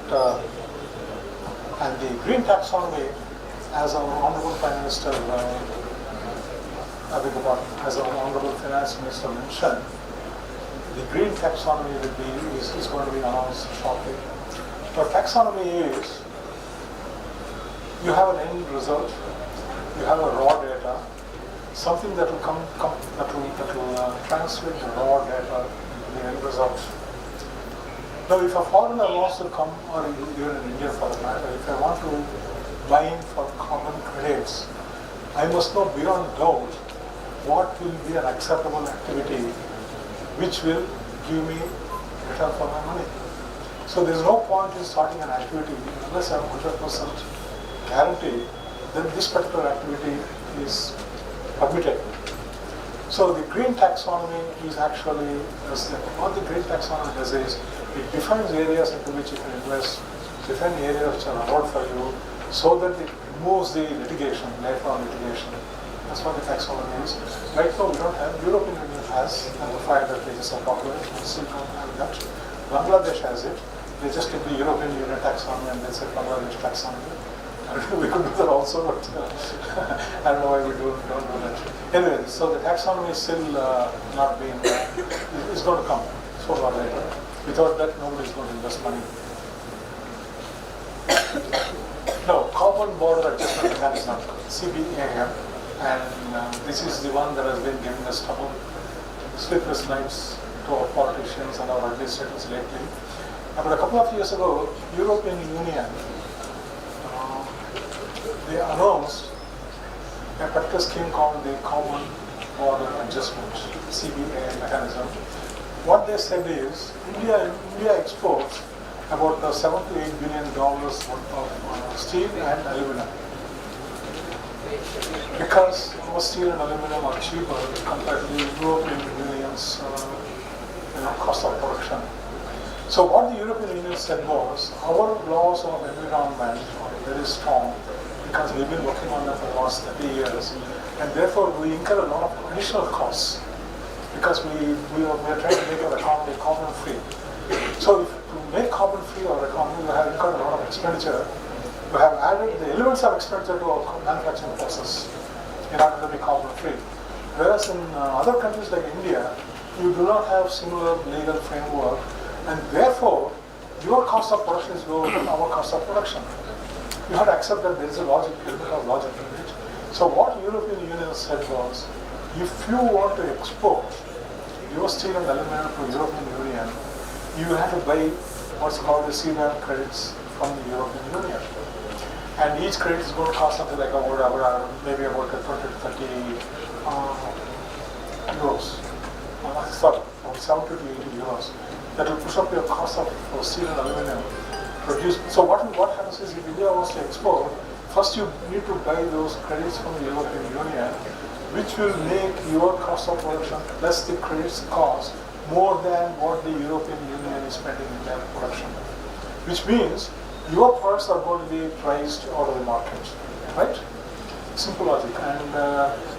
And I don't find fault with the logic, but unfortunately, Government of India is of course worried because 7 billion, 8 billion is a lot of exports. My suppliers, vendors, including service providers, right? You agree with it? So ultimately, I'm going to call all my suppliers and tell them, look, I have this problem. If I'm not going to be able to export it to Europe, you're all going to suffer. So we are all partners in this misery. So please share the burden. So that's what will happen in the future. It's going to affect Your MSMEs also. And the UK has followed. USA and Japan are contemplating. And one thing is, of course, I was talking about the BRSR, and I also mentioned about ISSB.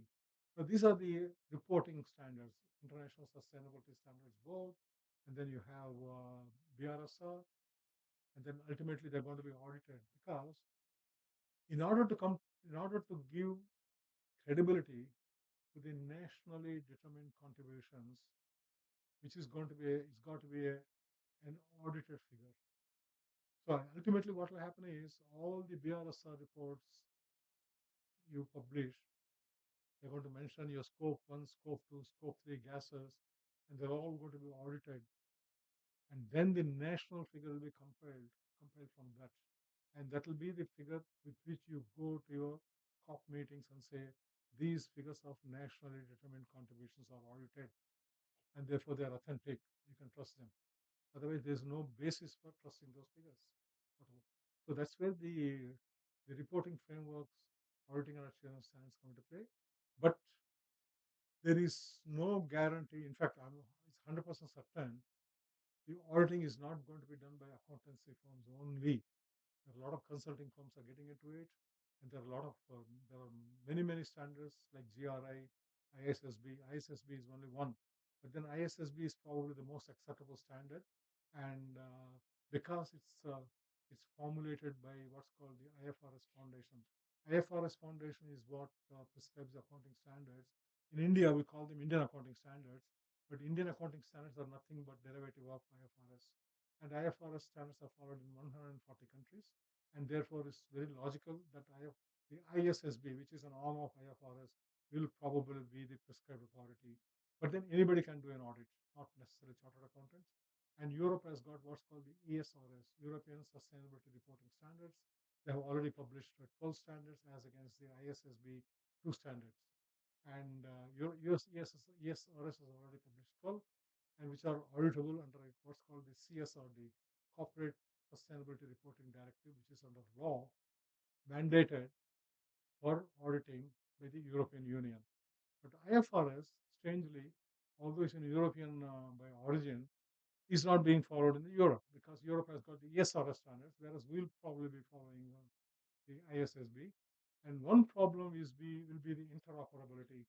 The interoperability is where if an American company has got a subsidiary in Europe and subsidiary in India, each company is going to prepare the sustainability reporting and the reporting according to its own national standards. So ultimately, all of them have to be put into one particular common basket or a currency, which means interoperability, that is, operating between boundaries, is going to be an issue. But then you probably have to redo the whole statement again according to the laws of the parent company. That will be the my final conclusions, my own personal beliefs, not necessarily the Siddhartha institution, is my personal beliefs are, I'm a bit pessimistic actually. Climate change is an existential crisis. The world map will be redrawn. A lot of islands are going to disappear. And a lot of fertile areas are going to be converted into deserts. And the national boundaries, contours will change. And it's not going to be business as usual. It's going to be a VUCA. As somebody said, VUCA world is volatile, uncertain, confusing, and ambiguous. Long range planning. If somebody comes to me, one of my students in my office comes to me and says, "Sir, I got a 10-year projections, I'm going to fail him." If anybody comes to me with a 10-year projections, I said, "You're nonsense. This is all nonsense. Nobody can see future. Maximum 3 years, 4 years, 5 years." And while the general consensus is that the realigning the economy to sustainability will bring forth, they always talks about risks and opportunities. In all the published material, they will talk about risks where a business will be disrupted. But they also say that business disruption will mean that you'll have to learn new ways of doing it, and that will bring you opportunities. But my personal belief is that the opportunities, it's a bit sugar coated. My personal belief is that the opportunities will always be lower than the risks. In other words, the damage will be greater than the ultimate recovery, and economic activity will reduce substantially, and trade barriers will be erected more than what we are seeing. If you have been following the American politics, there are tariffs everywhere. But the trade barriers will be erected because what we are seeing from European Union is nothing but a non-tariff trade barrier. And European Union has also got a deforestation rules. They just published about a year ago. The deforestation rules, what it says is, if any produce, 6 items of produce, for instance, coffee, rubber, if any of them was produced on a land that was forest before 31st December 2020, and subsequently that forest was converted into an agricultural land, and if you produce any of these 6 commodities Europe will not accept it. So the deforestation rules are going to come in, and it's already coming in actually, already been announced. So thank you, ladies and gentlemen, for a patient hearing, and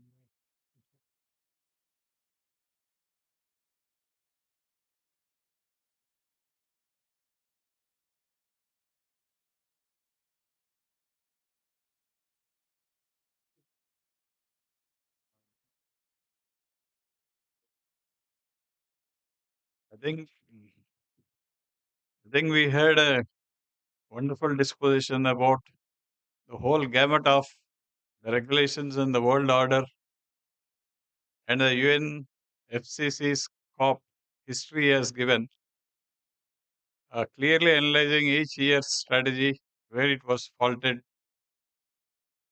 I don't know actually the Kyoto Protocol is a failure, but today I got that information from Sir.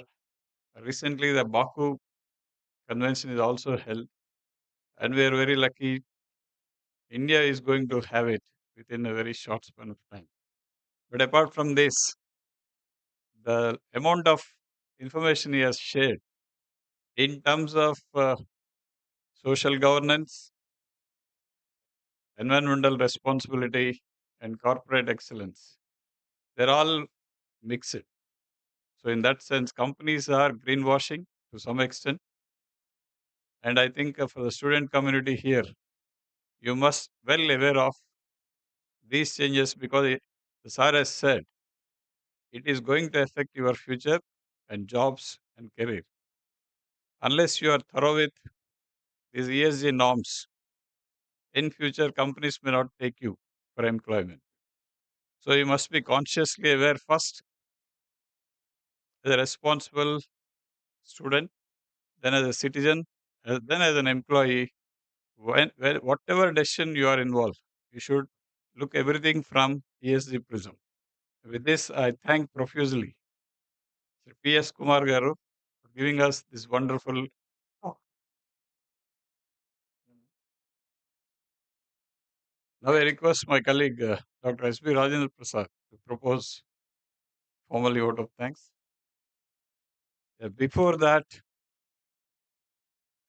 we will be felicitating our chief guest today.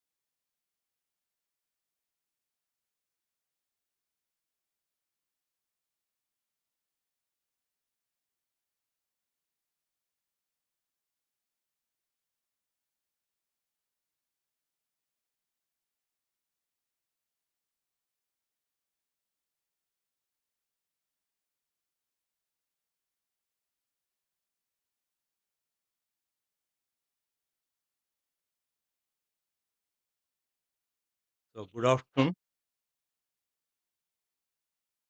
So this is Dr. S. Baburajendra Prasad, Associate Professor and an IQAC Coordinator of this particular college. So it gives me immense pleasure to say a vote of thanks on this inaugural session of the seminar conducted on exploring ESG, building the sustainable future. So in this particular occasion, we have seen a very lengthy, complete picture of this environment, social angle, and governance. So in this particular, we have learned something. I would like to highlight some of the points which we have learned here. So flawless capitalism to lawless capitalism. He has given some highlights. He has given some idea regarding this particular part. So we have to clean the economy. We require $20 trillion as per the estimation is given on a particular part. Then ESG has to be seen as a science as well as regulatory framework. The- Then the corporate governance is going to be, once upon a time, it is a part of the shareholders. Now it is the involvement of stakeholders. All stakeholders are to be involved in this particular area. Then we have also learned something concept called not Modern Slavery Act. It was introduced in 2015 in UK and 2016 in Australia. And some of the points related to the Confederation of Parties related to the sustainable environment. There are many uh, conferences has been conducted so far. So one of the important conference is Kyoto Protocol. From that onwards, we are able to learn that the carbon credits has been came into picture and that is being traded today across the world. So how to create the carbon credits and how to calculate the carbon credits that are being generated by the country as well as institutions. Then we are also learned regarding the one of the important points regarding the emissions. So how to avoid the there are three important parts in regarding the emissions: avoidance, reduction, and removal. So very clearly explained by our speaker. So one important point he highlighted is taxing on the head that are available are being cultivated are being of the Denmark particularly. So they are going to emissions coming from the sheep through its gases. So that was being taxed. That means the seriousness of the Denmark towards the emissions part is concerned. Then very important part is you have to create the afforestation across the globe. So that will create the reduce the temperatures particularly. The temperatures as is one of the important point highlighted here is by 2100 the average temperature in the global is going to be raised by 4 degrees Celsius. When it is raised by 4 degrees Celsius, so many of the islands are going to drown and many parts of the world is going to be drowned. So that is why there is a strict restrictions on the reducing the raising the levels to 1.5 degrees to 2 degrees by 2050. So we have to maintain all the countries together. They have concluded to reduce the rise of temperature between 1.5 degrees to 2 degrees. So that is one of the target they have made. As we also learned regarding the islands of countries, they are having an association, so they are fighting for this particular cause. Then we have learned regarding the net zero emissions. So there is a deadline is there by 2050 all advanced countries. Then China has concluded to reduce to net zero levels to by 2060 and India by 2070. Then some of the points related to the corporate governance.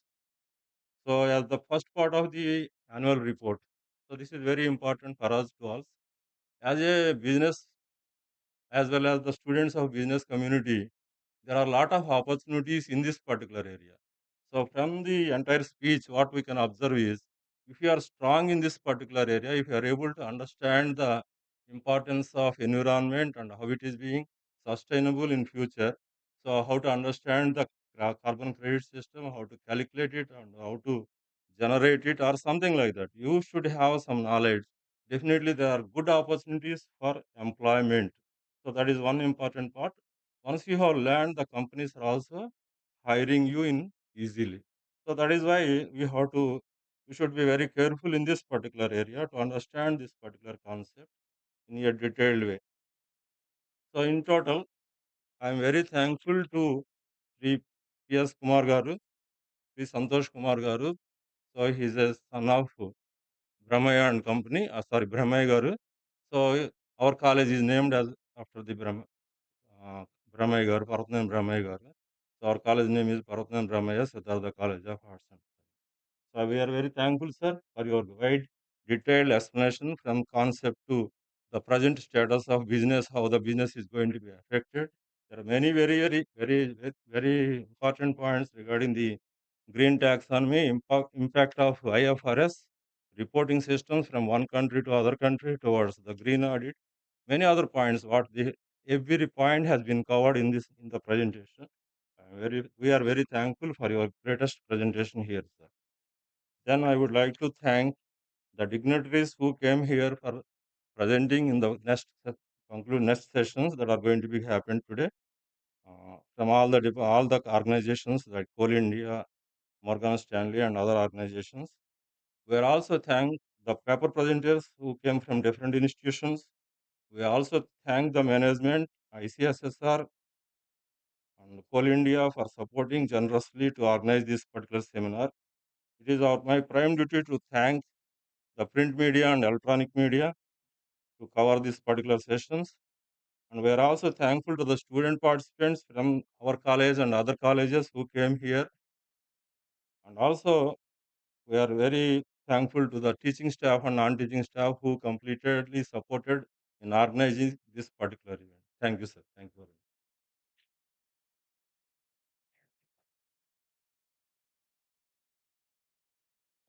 Yeah, actually, it's a long session, I know. We are breaking for the tea for 10 minutes. Then we'll have a technical session one. I request all the participants to have the tea and come back very fast because we are running a bit late. Uh, we will try to catch up. Thank you very much.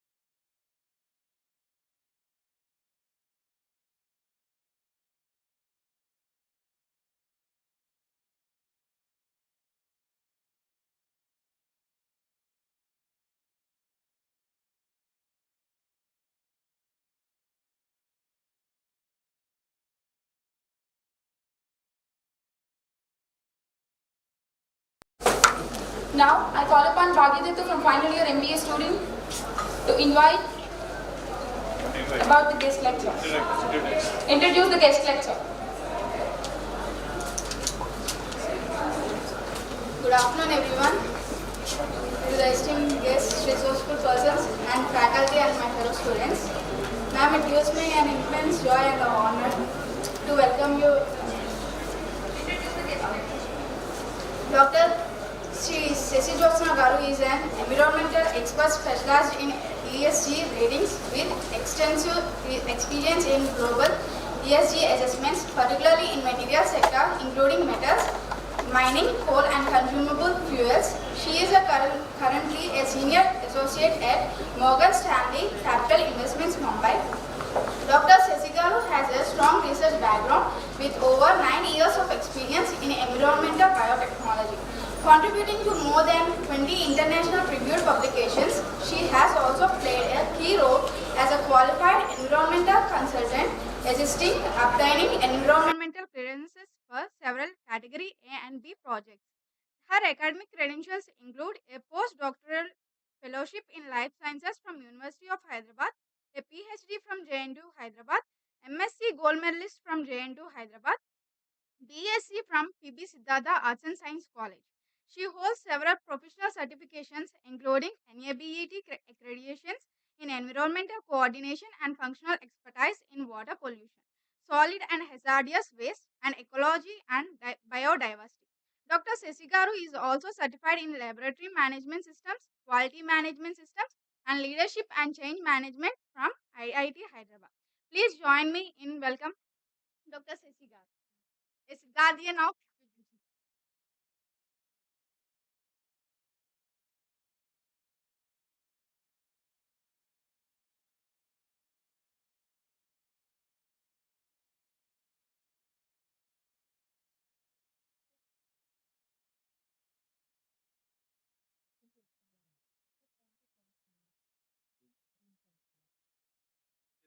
Yes, sir.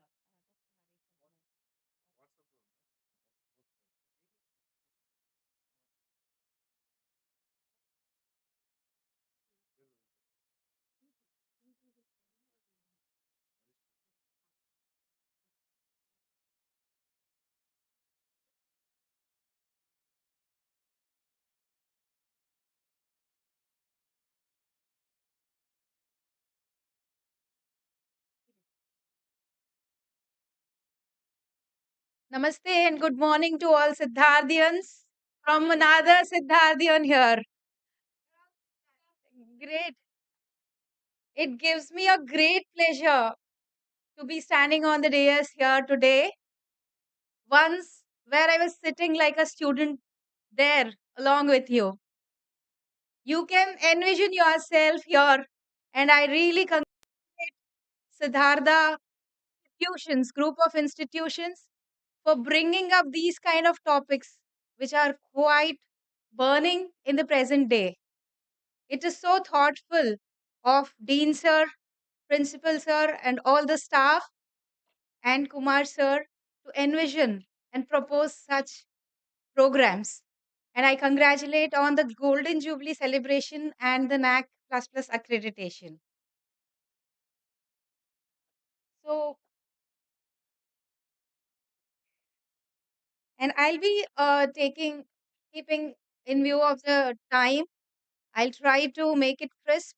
And as I can see, Kumar sir, like an encyclopedia, he has covered a lot of important trends, frameworks, and what is presently happening in the world with respect to ESG. Maybe some things may be add on to it or a reiteration of some of those that sir has presented.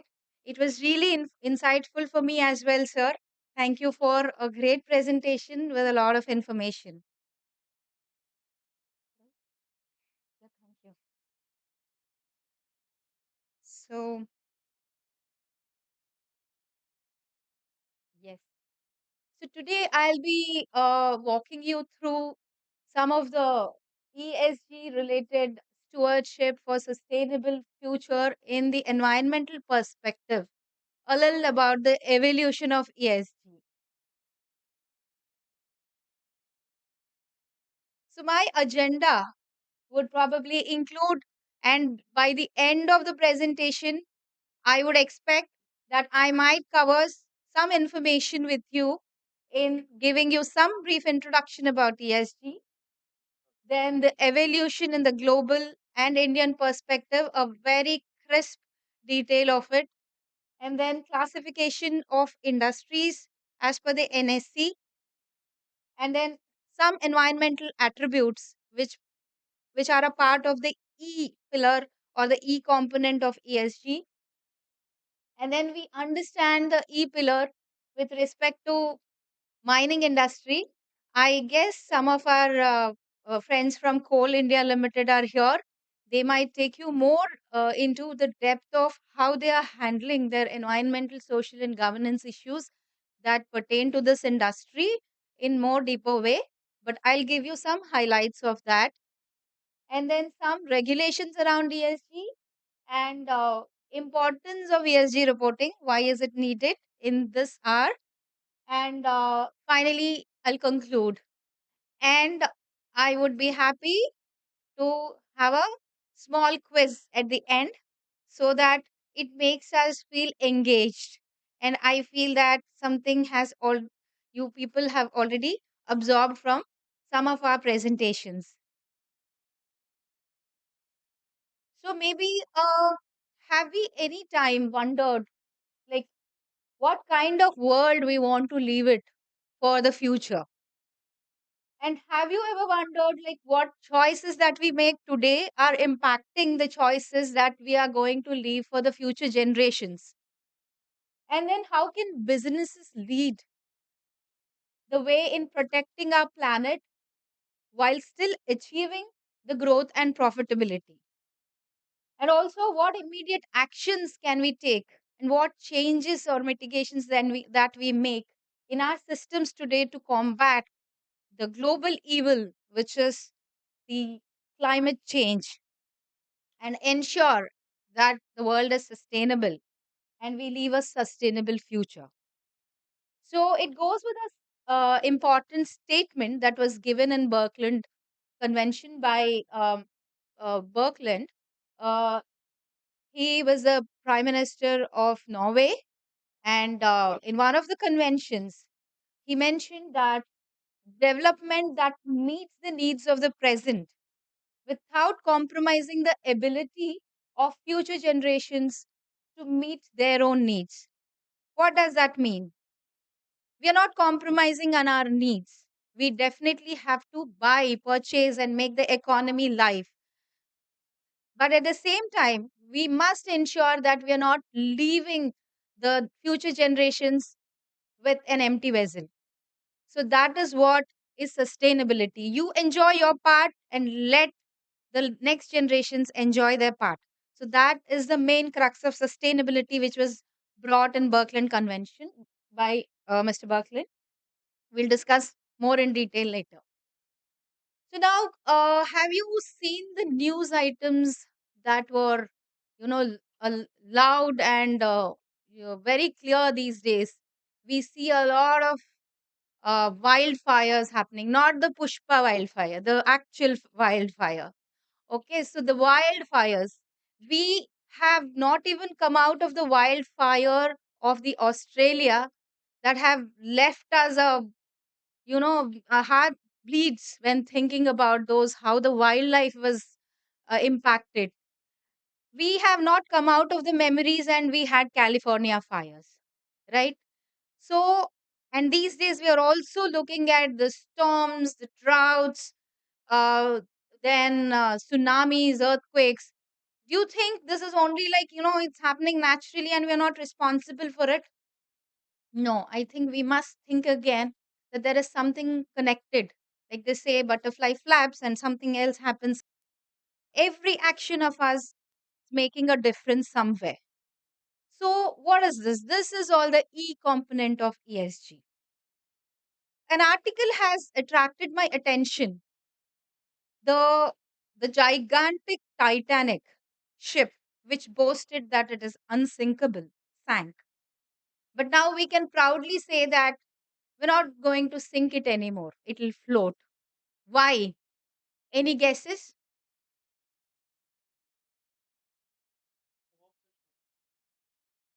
We have melted all the icebergs. There is no iceberg that is going to hit Titanic and that is not going to, damage it.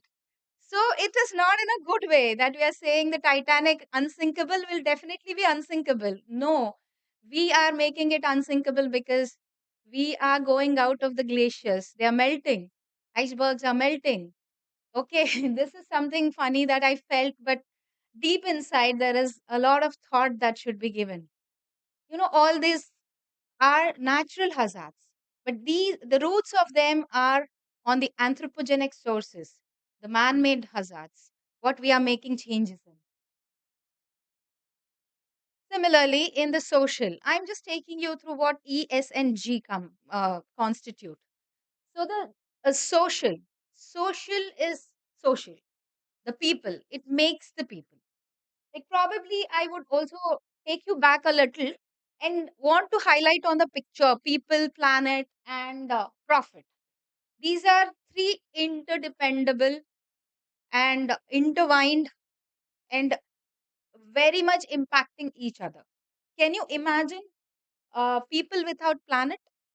Can businesses imagine about profit without people or the planet? No. So, like, for a child to bloom happily, like a father and mother have to be happy, or a family is healthy when the all the system is happy. Similarly, we have the profit, we have the economies blooming only when it also takes care of the people and the planet. So nothing can go beyond this. So this is the crux of ESG. So this S part is all the society. It is all the people, like Sir said, stakeholders. It is not shareholders, it is stakeholders. Stakeholder is every person involved in it, the consumer, the supplier, the producer, the people who work for that, the workers, the employees, the regulators, the politicians. Everybody is a stakeholder of the planet and the products that the planet gives. So we have seen this viral video uh, where the HDFC Bank senior executive was openly abusing their employees. Right, that became quite viral.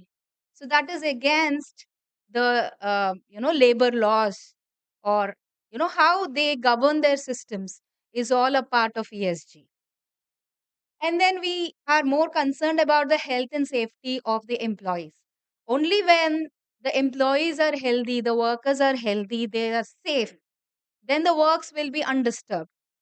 They'll be measured like what is the loss of time, of hours because of an injury that has caused a loss in the productivity of the organization or the manufacturing institute.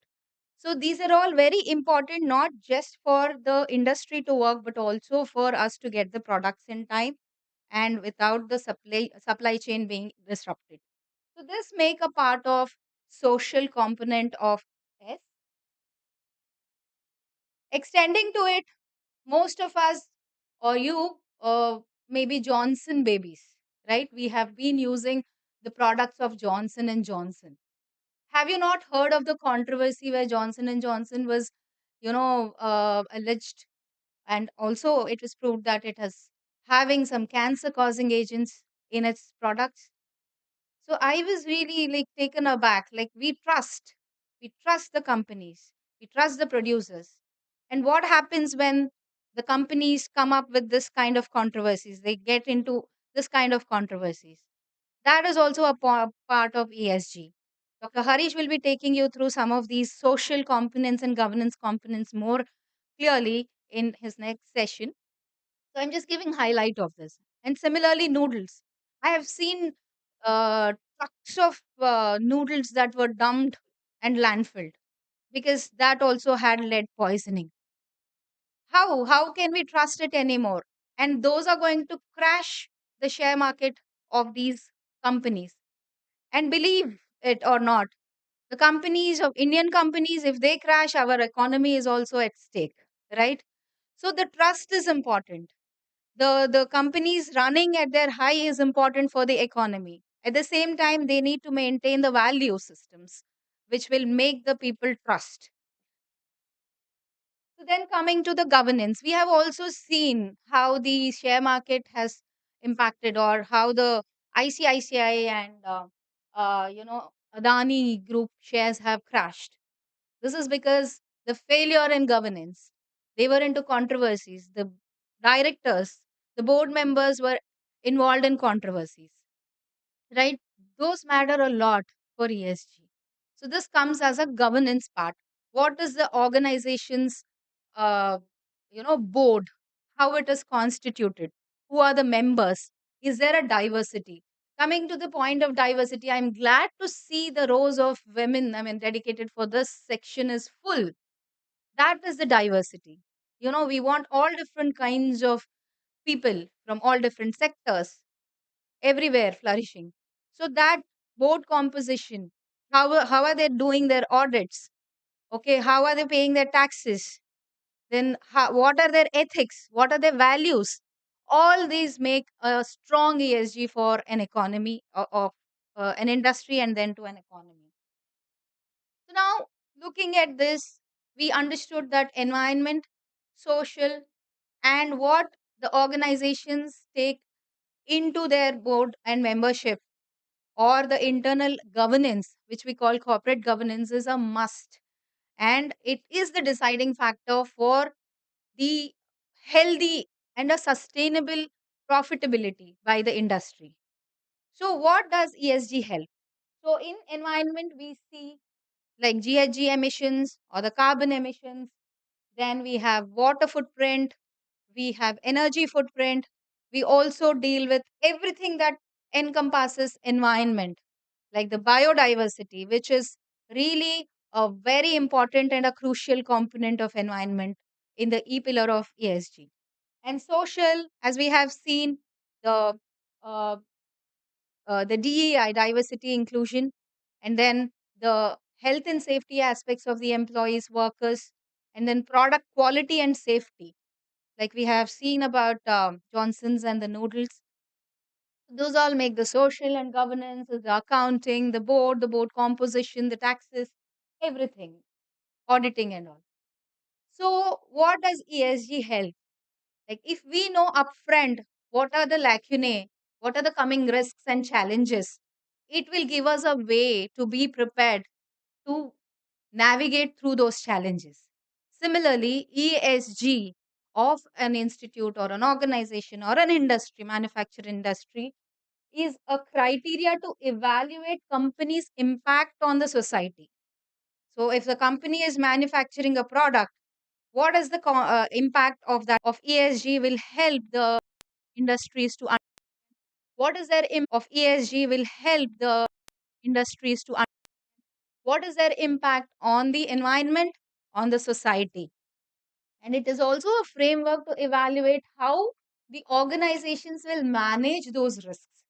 So it will give us an idea. Come on, bhai, you want to establish your Coca Cola company in Chennai or Bangalore. Are you aware it is water stressed, right? So then, okay, they'll have to shift the place. Even if they shift the place, how are they going to manage withdrawal of water if the groundwater level is depleting? So these are the risks.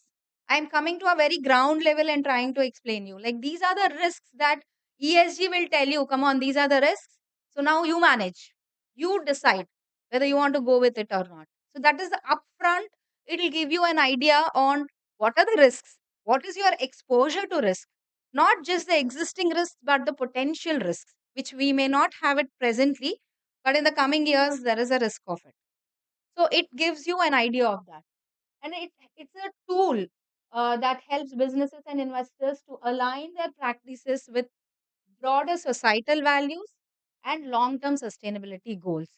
Sir has very beautifully taken through decent uh, education and sustainable electricity. So all these, how are they going to meet those global goals? And then it's not just the moral imperative, not just being ethical, being moral may not be very profitable all the time. It has to be value oriented. At the same time, how is it making the finances? What is the financial component of it? So it also helps in assessing the financial, uh, imperative of it, and it influences the investment decisions. So how the asset managers are trying to pull the funds. It is all based on the profit. Earlier, it was only credit ratings. We did not have much of ESG. Environment, social and governance were not considered. But after looking deep into it, and the research says that those companies which have taken care of their governance, social, and environmental components and kept it healthy were the ones who have really made very good profits. So then they have rerouted their frameworks to align with the ESG. It is not only always the credit or the profit or the financial component, it is the underlying reasons that have driven them to be profitable. So it also helps in aligning with the financial targets. So now, some of these milestones, Kumar sir has really given you a very clear picture of all these. So I'll just run through them so that it just be a reiteration and not a complete explanation. So in this regard, I would to mention about one of the uh, Sanskrit slokas that was mentioned in Vedas. Paryavarana nashena nashyanti sarva jantavaha pavanaha drishtaha yati prakriti vikritaye. This means that we are now talking about ESG in the 21st century. But this was already envisaged by our ancestors, or before that in the prehistoric age itself. Like in Vedas, it was written that a, a damage to environment in any aspect is going to collapse the system. Everything is going to nashyanti. They are going to collapse, damage, destruction. So we must step back a little to take a leap forward. I mean to say, we have to think about the sustainable practices that our ancestors were practicing, especially with respect to the environmental component. That is going to take us forward in future, making it sustainable for the coming generations. So similarly, when we look at ESG is not something new. The term is new, but the practices have been existing which were largely ignored. So in 1890s, there were Christian religious groups, Quakers and Methodists. They have their own set of values and principles. These Quakers and Methodists used to opt out in investing into some uh, industries, or the industries which were involved in production of alcohol, production of cigarettes, production of weapons, because they were peace loving and they were vouching on having communities with peace. So then itself, it was like mostly social oriented. They don't want to put money in the companies which were producing alcohol, weapons, or into gambling, right? They considered them as not very useful or not very economical. I mean, they are not valuable. That is why. So then itself, the opting out started, negative investments, where they didn't want to invest in those which cause damage to the society or to the environment, right? So then, when we see 1972 Stockholm Convention, Stockholm Conference, this is one of the important milestones, because this was the first time around 113 countries have participated, and they have discussed about environment and development. They could identify that every development of an industry or a company is having some impact on the environment, so that they could understand, and that was verbally discussed actually during that convention. Then in 1987, the Brundtland report, which I said, like, that was one of the time where people started the investors started sensitizing that it is not just making the needs of our present viable, but also see that we are leaving the coming generations to have the same kind of comforts, right? Excuse me. So this is how the evolution has started. Then it was more on, initially it was more on society. Slowly it started moving towards environment. Then 1992 Earth Summit, Rio de Janeiro. This was one of the largest congruence of countries. Around 170 countries have participated.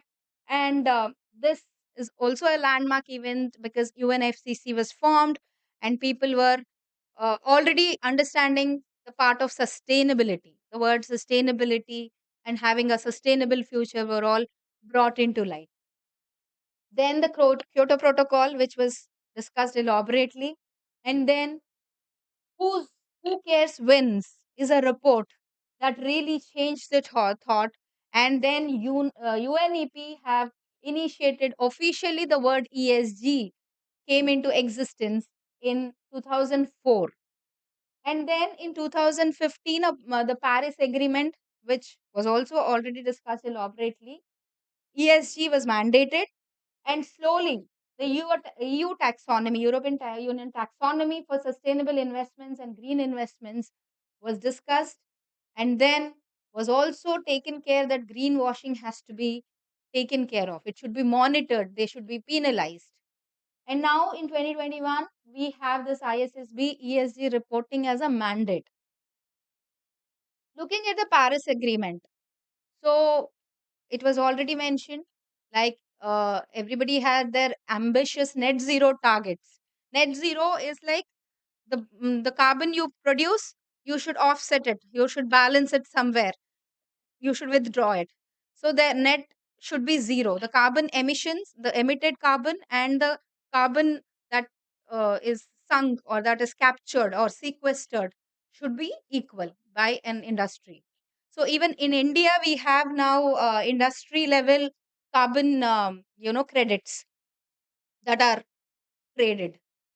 So Paris Climate Agreement had agenda points, and it was discussed widely on the finance, differentiation, emission objectives, burden that is being shared by the already developed nations, and what is the part of the developing nations. So developed nations are going to handhold for the developing nations uh, to some extent until they become net zero, or at least their initiatives to be funded towards net zero. So then review mechanisms and climate and damage, all these were discussed. So ours is the world's third largest producer of GHG emissions. And India has a target, when they have set immediate targets or the short term targets and the long term targets for net zero. So India's short term target for 2030 is to have around 30 to 35% of depreciation in the carbon footprint. And its ambitious project is to have a net zero by 2070. Not sure how many of us will be celebrating that day, but I'm sure we should be. So this is Paris Agreement. Now in India, how it has started in India, it is not very late, but yes, it has to show you the stones that will be laid for that. Now our Indian classification now is at a broader level. We have 12 macroeconomic sectors. All the industries, you name one, it will be placed somewhere here. So they have been grouped on some commonalities of reporting, how that can be reported, or how, what is the product. Initially, it was like three level, like one which extracts, which takes the source from the natural available sources like mining. So we extract it, then farming, so the forestry, all these are like they provide the sources, they are at the ground level. The second one are the manufacturers, which modify the product, the raw product, to a usable product. That is the second level. And finally, the third level is the marketing services, everything comes market, everything is in the third level. That is the basic three-tier classification. And now NSE or sorry, SEBI gives around 12 sectors. Uh, 12 macroeconomic sectors under which all the industries have been classified in 4 levels: macroeconomic sector, industry, and sub-industry or basic industry. So we have 12 macroeconomic sectors, 22 sectors, 59 industries, and 197 basic industry types, not the number of industries. It is the types of industries.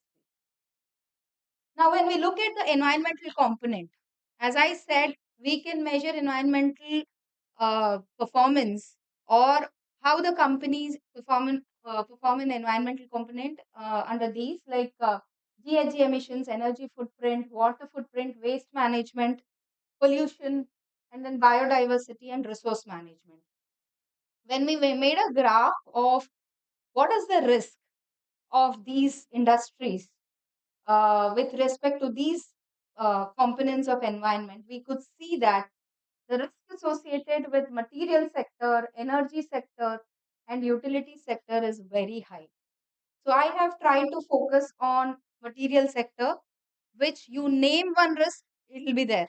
It is either environment, social, or governance. Every risk is something that really holds in material sector, and it is really a tough challenge for the industries under materials, which include mining, all kinds of mining, precious, non-precious, fuels, carbon, non-carbon, everything comes under material sector. So that is the heart of the industries, which is exposed to all different kinds of risks. And being environment is like the highest exposed risk. So what ESG helps in the art of balance. You know the risk and how you balance it, how you mitigate it. We may avoid certain risks.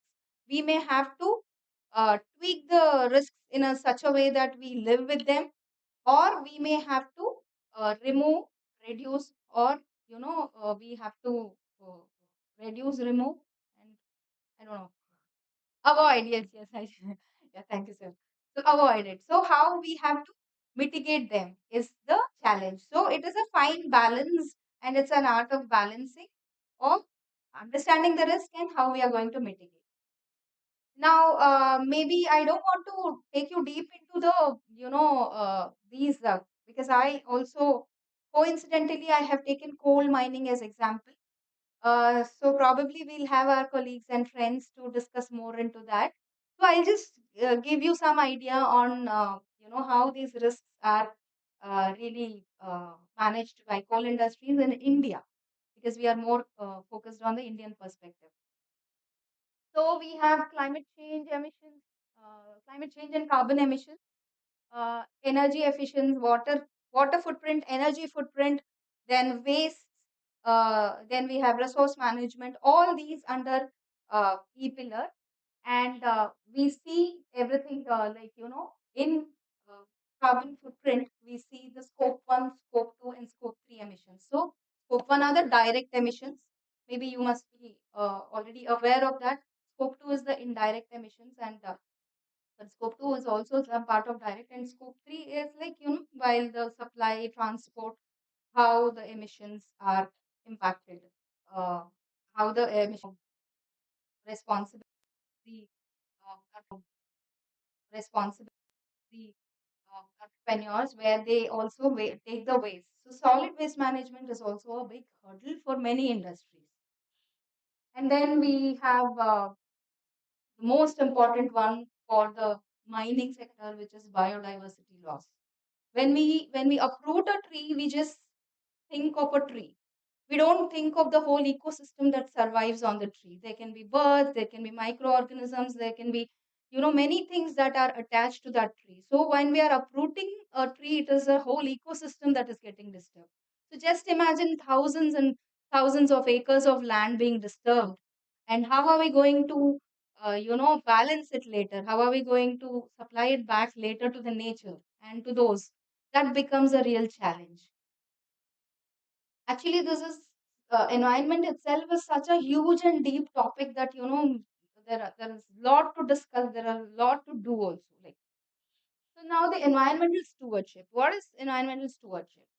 So We have seen the COP agreements, we have seen the UN SDGs. So it is not just to think about environment or the risks that in the industry may have from the environment. Like if an industry is in water stressed area, so it will be a task for the industry to understand how they are going to withdraw water. Not just that, what are they doing back? A double materiality where what how they impact the society and how the industry is getting impacted. Both have to be thought of. And for the environment, there should be some measures or there should be some steps where they take care for a sustainable, they step towards the sustainability. So it includes conservation, sustainability, pollution reduction, restoration, and education and advocacy. So what is presently happening is education and advocacy at a very, very lower level. Like you will be the next generation who will be holding higher positions in some of these industries, right?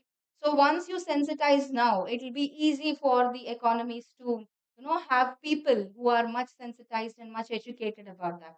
So all these components have been already discussed, but the environmental stewardship key is to conserve the nature, preserve the nature, then also reduce the pollution. What is already existing as a damaged piece, you have to repair that. And then you should see that you don't damage it anymore and maintain it till the next generation uses it. That is the whole concept of the stewardship of environment. So the air emissions risk, uh, I said the coal or whatever mining, any mining you take, there'll be excavation, there'll be blastings, there'll be, transport of vehicles, laying of railway tracks for transportation. So you name any kind of emission, pure carbon emissions or carbon dioxide emissions or carbon dioxide equivalent emissions like methane, nitrous oxide, everything is abundantly present in mining industry. So how are they going to handle that? So there are these risks. What it is not just the health risk that is immediate. It is going to increase the temperature. The emissions that are coming out, methane, carbon dioxide, during blasting, during excavation, drilling, transportation is really adding a lot of temperature difference to our country. But we cannot move out of because we are very much dependent on thermal energy. Almost 90% above is all thermal energy, and we have just moved towards like Adani's and then these green energy. We are slowly stepping towards the renewable energy, but at the same time we cannot offset the impacts of it. So this is impacts of air emissions, and I have taken some examples of how they are being addressed in, coal mining, Indian Coal India Limited. We have, renewable sources to, reduce the power supply, and then we have dust suppression mechanisms, sprinkling of water. Take one, there are many things that are getting in advanced technologies, and also the conventional methods that have been followed. Similarly, water and wastewater. So, the washing of the excavated properties, excavated minerals requires a lot of washing. Where is the water coming from? It is extracted, but fortunately, the water that is washed is not very toxic. So, it is recycled and reused in the units itself. So, mostly the water that comes out of the mining industry is limited. So we see that a lot of water that is coming out as wastewater is used in hauling of roads, setting down the emissions there. And the yeah, I would like to show one, really damaging example of mining industry. Whale. It is not in India. They have stored wastewater. We don't, I mean, as students, we can't imagine the mammoth, quantities of water, the huge quantum of water that comes out of mining. We just think, okay, it can be something like a pond or a lake, right? But what actually is the massive water quantities that are coming out as wastewaters? We can have a look at this video if we can play it. can you click on the link?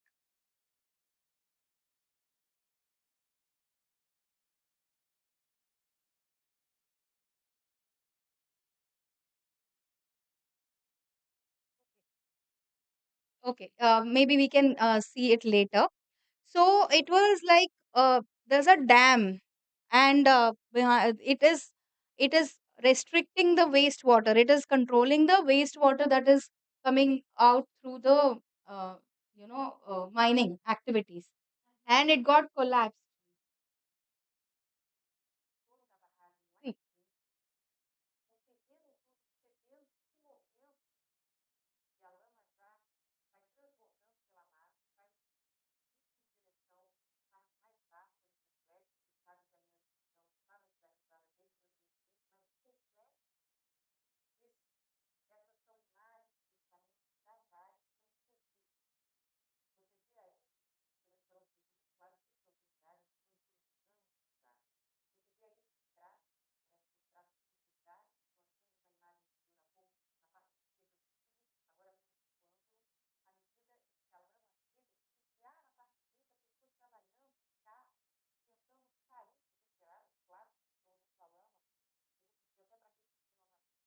Thank you for the So now can you imagine what is the quantity of water that comes out as wastewater during mining?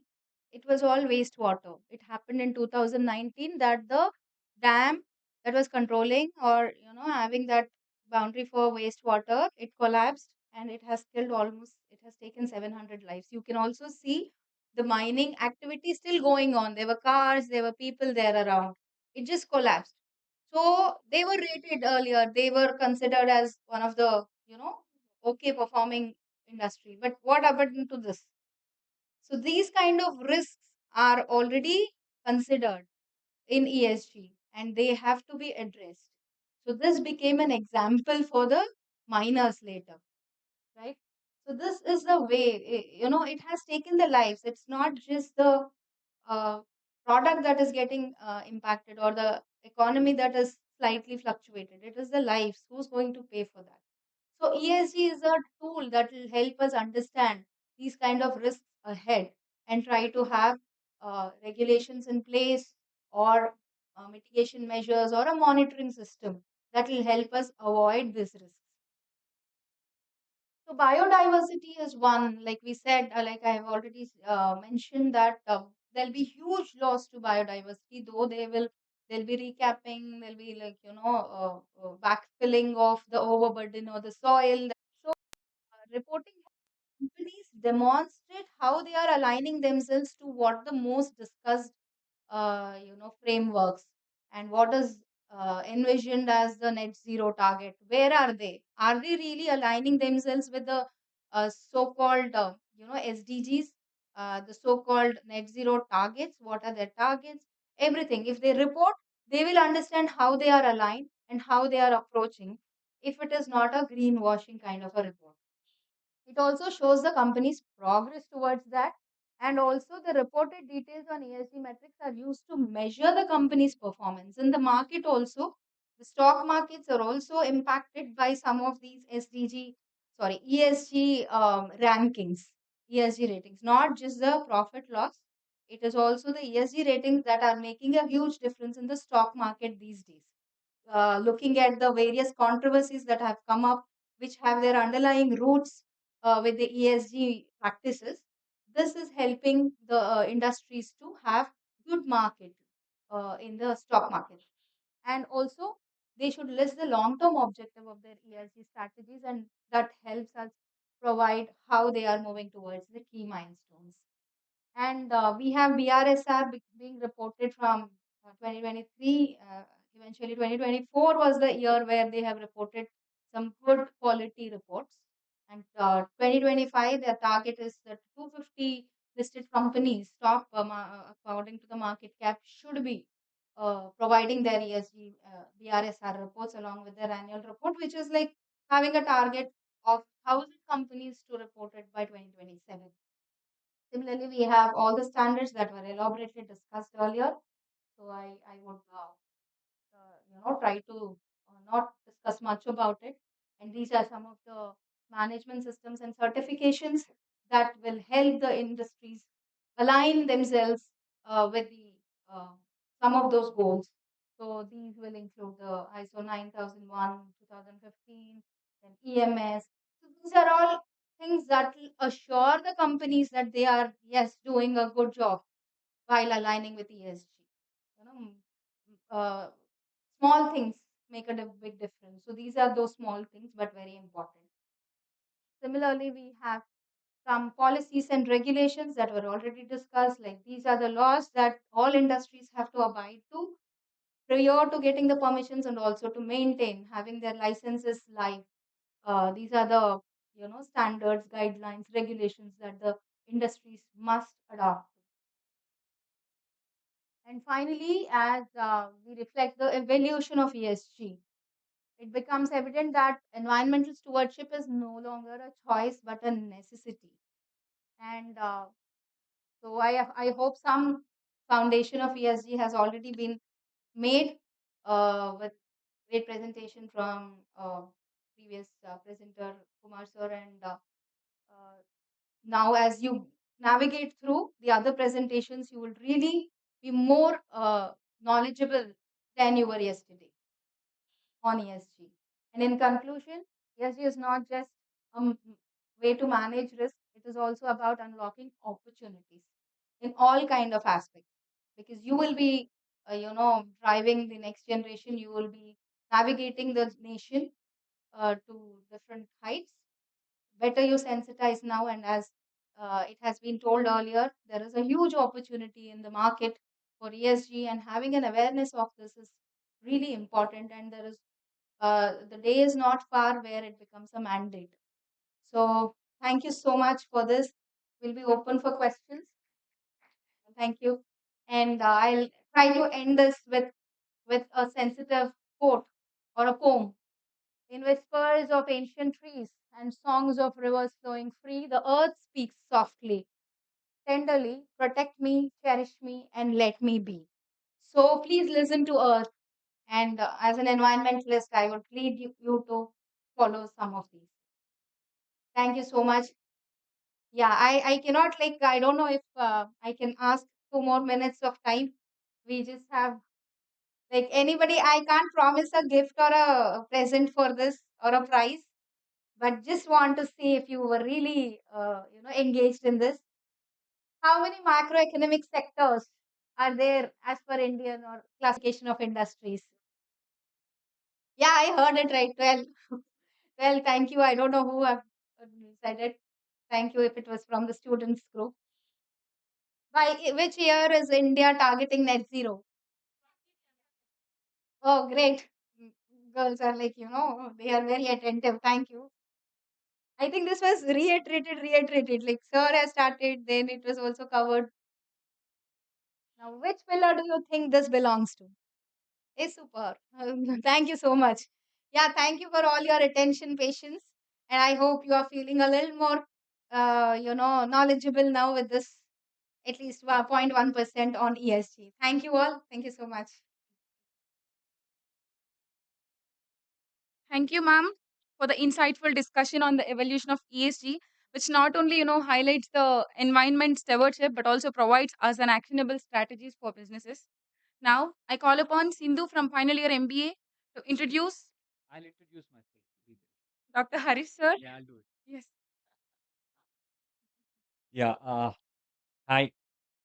I know I am standing between your lunch and uh, so how much time? 15 minutes. Okay. So we'll try to take it a little faster. May not be because see the foundation stone has been already laid. So there has been an elaborate discussion that we had, like me and my friend was discussing that if you actually listen to Kumar sir's presentation, it covers the entire course on ESG investing by CFA, which was like a thumb rule certification before our friend Trump has started discarding everything on ESG. Okay. So the course which was once upon a time considered as something that you need to do to be a ESG professional. Okay, so that entire module of the course was there in Sir's presentation. And now taken to the baton from Sir. And Shashi also has elaboratively covered on different aspects ranging from mitigation to adaptation. So the mitigation part comes through your strategies, your climate change measures, and the adaptation comes through your policies. So her presentation was aptly covering both the mitigation and the adaptation. It was largely focusing upon the issues on the environment, but she touched upon the issues related to society and governance. Well, no one else was benefited from ESG like me. Okay, I would not have been standing here today if ESG would not have been here. I think my good old friend Raghu, with whom I had more than a 2 decade association, would definitely relate to these facts as a student. I'm a student of sociology. I'm not from finance, neither from management science. I've studied about society. While studying about society, I started studying about business also, because business is also part of the society, right? So from there, I started studying about governance. And as an young student on corporate governance, where the world is opening up with the OECD principles on corporate governance, with the Kumar Mangalam Birla Committee report on corporate governance, then Naresh Chandra Committee report on corporate governance. So the entire momentum was building to take India towards governance. It's only because we are seeing a large scale movement of capital. See, I relate everything with the development of capital. So the flawless to lawless to inclusive capitalism that we see today. Okay, so everything is guided by the capital. So whether I call it here a question on environment stewardship or investor stewardship, but I do take the point of investor stewardship because it's the market which is also driving these things with a little more kind of a focus today with the ESG momentum. Now, as I was studying about corporate governance, so I started studying about boards, governance. Then someone have told me that governance is incomplete if you only take the perspective of shareholders. So luckily, I was lucky enough to read some of the readings, some of the literature by Professor Edward Freeman, so which is about the stakeholder theory, then which was talking about stakeholder supremacy, not the shareholder supremacy. So living in a period of contradiction between shareholder and stakeholder, because still in India we can relate to some of the annual general body meetings where some investors get up and ask the questions where management says, how many shares you own, please sit. Okay, so where we were still seeing the ages where retail investors were always at loss and people were only looking into the conventional aspect of profit and loss account. So from there, so I started including aspects of environment, including the aspect of CSR. So finally, my PhD thesis has become like something that I talk about corporate governance, but not corporate governance from a management standpoint. I talk about society, but not from a society, from a sociology standpoint. So I finally ended up choosing a profession of working as a corporate governance research associate, but I haven't done anything on corporate governance. Well, I've started working on HRD instead of corporate governance. So I went into learning and development. Then I had an exposure towards learning and development, and I was interacting with some of the people from I was working in Hyderabad. So I had the opportunity of working with companies in the IT. Okay. So then I was interacting with them. Then I was learning about employee engagement. I was learning about aspects related to some of the aspects related to conventional public sector employee engagement to a typical growing service sector employee engagement, because the place where I was working, it was also having a lot of public sector training programs used to be conducted. So I was I moved into CSR.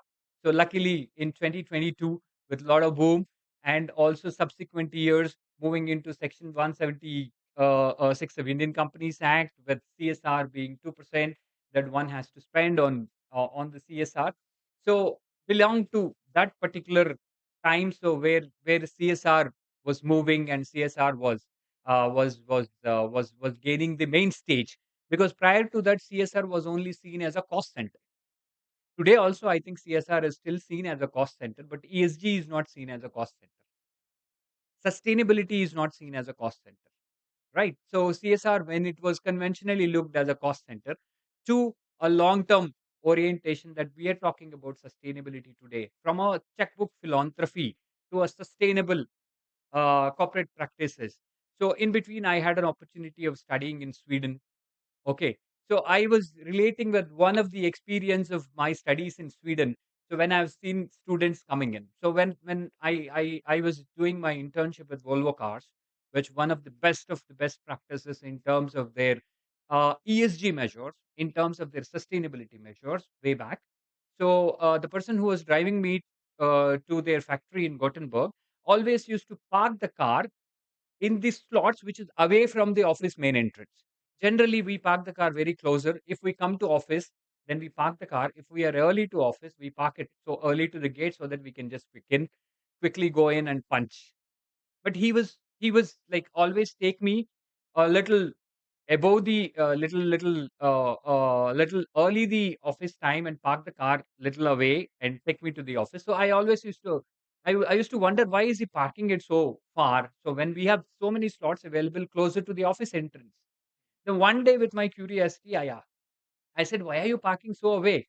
We could have parked it early so that I can go so that we can walk in also early into the office. Then he said that those slots are those people who come late to office. Right. So I am keeping those slots for those people who comes late so that they can park it closer so that they can get into the office early and punch. Now we have time, so we can walk leisurely and punch. So I was seeing many of our students occupying only the back seats. So I was remembering my Volvo cars example that when the front seats are available also, why people are only taking the back seats, and probably so they want their friends to come and take the front seats. So, and also in the very early days, so when I had the opportunity of interacting with ethics was one of our very old ESG rating providers in Europe.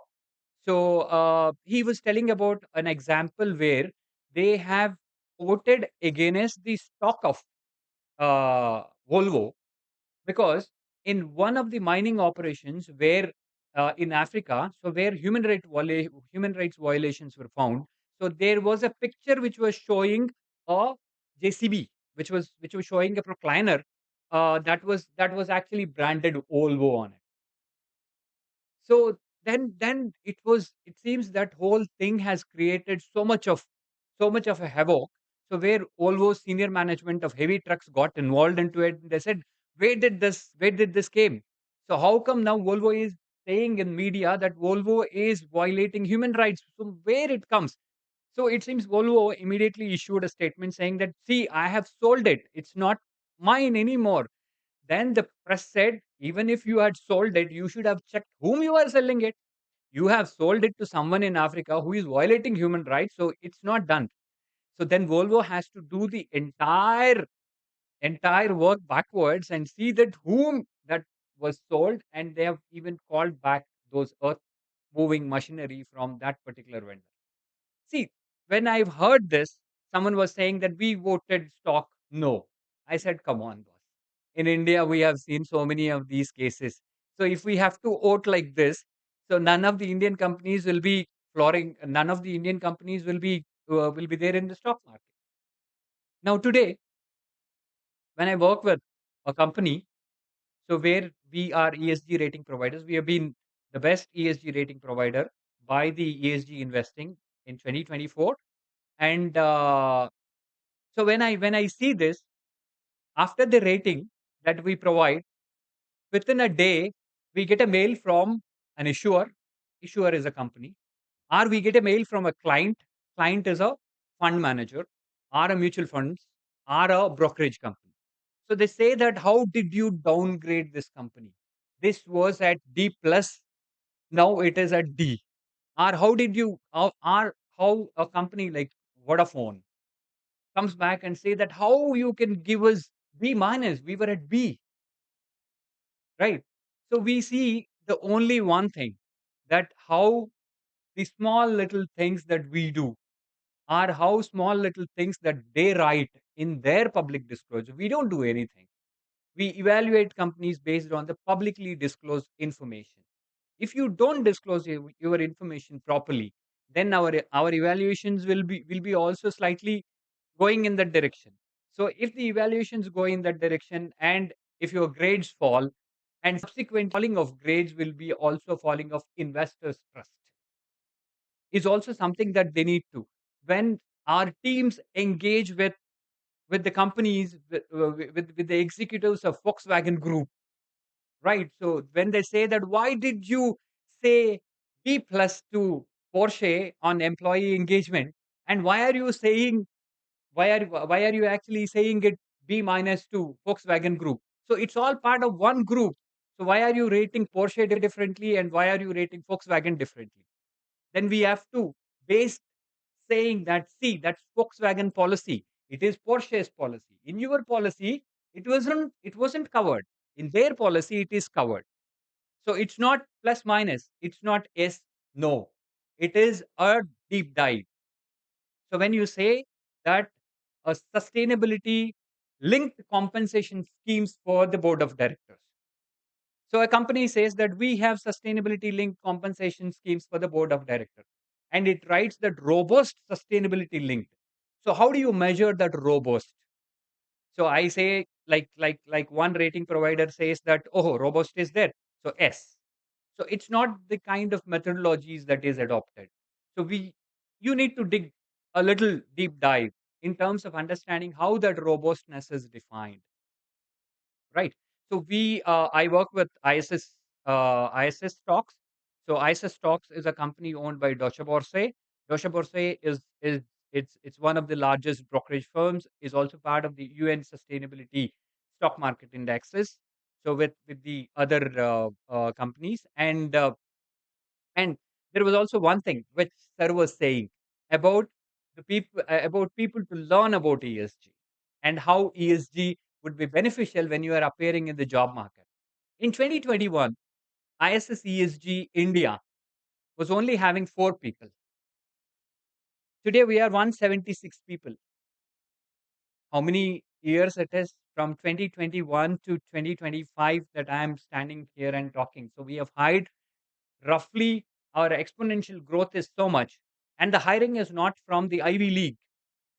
And in the journey, we didn't hire anyone from IIMs, right? So we didn't hire anyone from the great the so-called schools. We have hired people right from the colleges, right from the places where they have learned something about ESG. And it's not ESG, where they have learned something about the work commitment, right? So you are all part of the Gen Z, right? So when we talk about work, values, commitment, so it's all something that you already have an understanding. Now, the companies where you join, if you don't see these values, will you be interested to work? You'll not be interested to work. So ultimately, so the translation should, the organizational level activities should also have that kind of an engagement. So if that engagement is missing, then nowhere an employee is connected. So now, um, in my time, I think I've already started exceeding. So the point that I would like to touch upon, so I'll quickly take you. I'm not covering any of this because all these things is part of it. They were all being covered by the previous speakers. So I'm just taking it. So luckily, we see both the things here. Okay. So if you see push here and push here, what will happen? So there is an inertia. So luckily, there are push factors and there are pull factors, and companies are taking this ESG into their main gamut of operations. And now you see how the corporate pressures and how the stakeholder expectations are.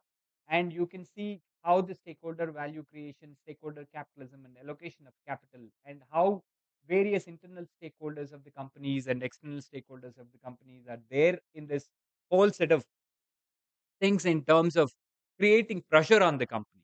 Now you see how investors put pressure here, and when we are talking about investors, now we also can talk about the movement of capital here.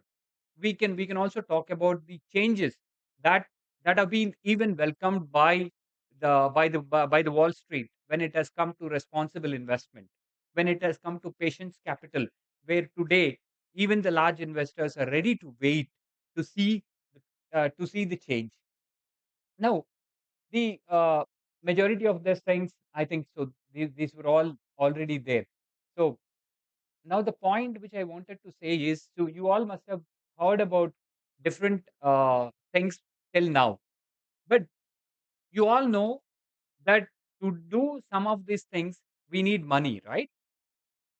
Even if a company wanted to do certain changes in their ESG footprint, it needs money.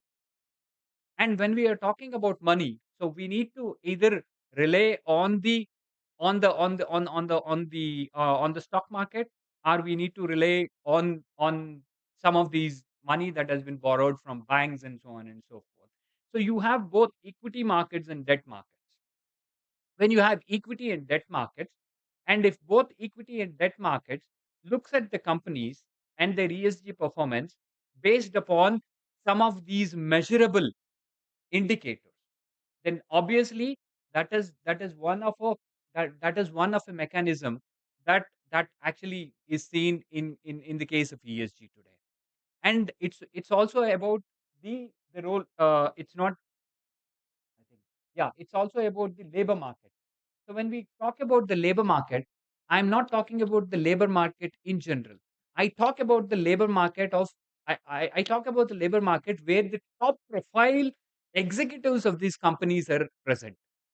Now, when I am at a when these profile of executives who are the so-called C-suite executives, and if in this market ESG becomes a key factor where majority of the compensation is linked to the sustainability, and where you are also aware that when when there are people who are available, and if my company is not performing on these aspects, then I will be very soon replaced. Then it is there on the radar of every CEO to imbibe the sustainability or the ESG practices into their companies. So that acts as a mechanism.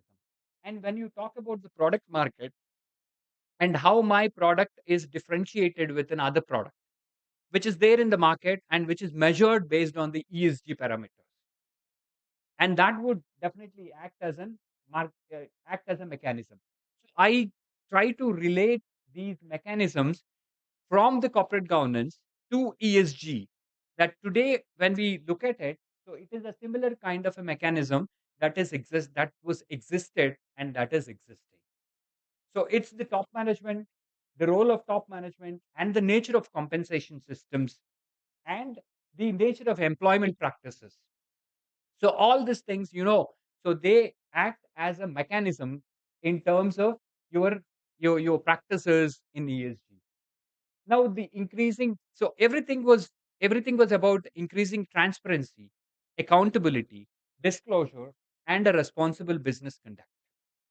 Now, when we look into this, so when I'm talking about the aspects of social here, so we talk about the aspect of social because these are the points where you can see organization and its relationship with various stakeholders, and prioritizing this social impact. It will not only benefit the society, but it will also benefit the company in the long run. And when I look at it, so what are the factors that have been looked at? So the standard factors when you look in any ESG are this: labor standards, supply chain management, human rights, diversity and inclusion, employee engagement and well-being, community engagement and CSR, and customer satisfaction. So these are the factors, these are the social issues based on which the ESG determined in case of company. And other than these standard factors, every company has got different key issues. Now, I cannot take the same standard factors to Coal India and apply the same standard factors to Hewlett Packard because both has two different levels of materiality. Now, the issues of materiality for Airtel is different from issues of materiality for Samsung. So we cannot put everyone into one parcel other than the standard factors. Now, for everyone, human rights is important. For everyone, supply chain is important. But when it comes to a mining company, water is more important, biodiversity is more important. When it comes to a telecommunication company, renewable energy in the transmission networks is important. When it comes to a IT company, data centers is important. When it comes to a colocation company where you are seeing a large scale AI today, right? So for them also cooling systems, renewable energy measures, and the water management strategies are important. So you need to understand everything from the aspect of materiality, that these key issues are different across the industries. They're not one. And there are some standard factors. These are some of these standard factors based on which is more like an indicative list: collective bargaining and freedom of association. Majority of the American companies, they don't get good grades on these factors. And it's not that I say that I encourage unionism, so I don't get a grade out of it. So it's just a policy commitment, or it's a general statement.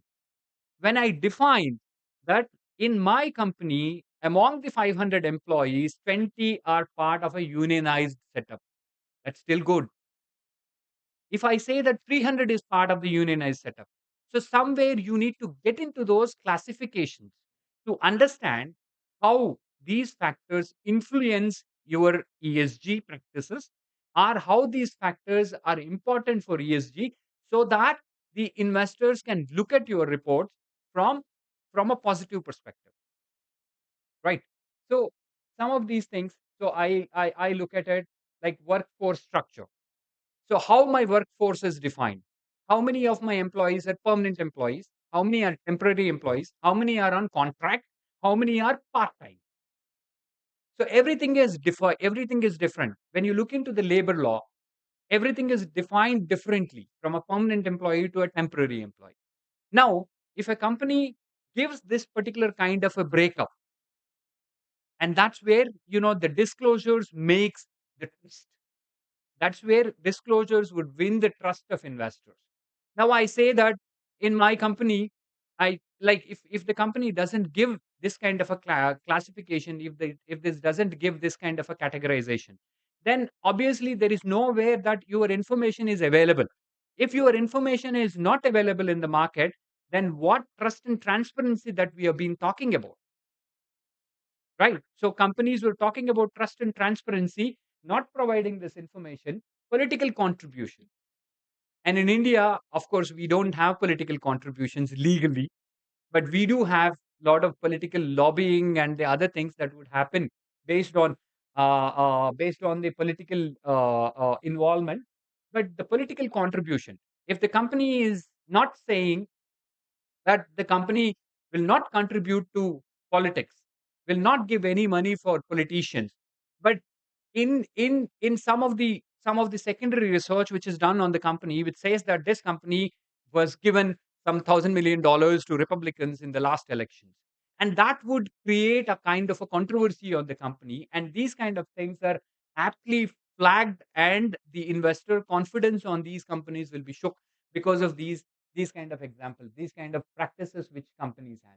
Now, policy on redundancies, job cuts, right? So every single little thing. So you can say that job cuts are very common, but job cut is common. If a company is terminating a 5% of their workforce, now I'll give you the example, right? So JP Morgan.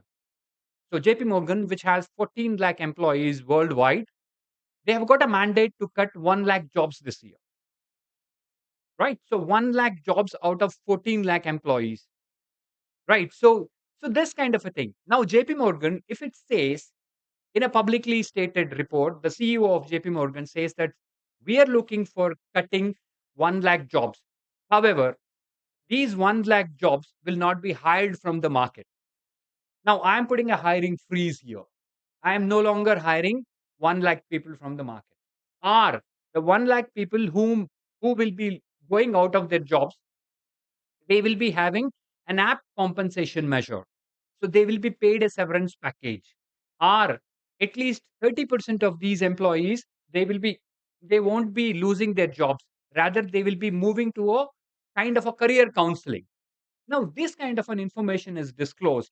Then obviously the rating companies will look into this information, and the ESG scores are better and the investor confidence is better, right?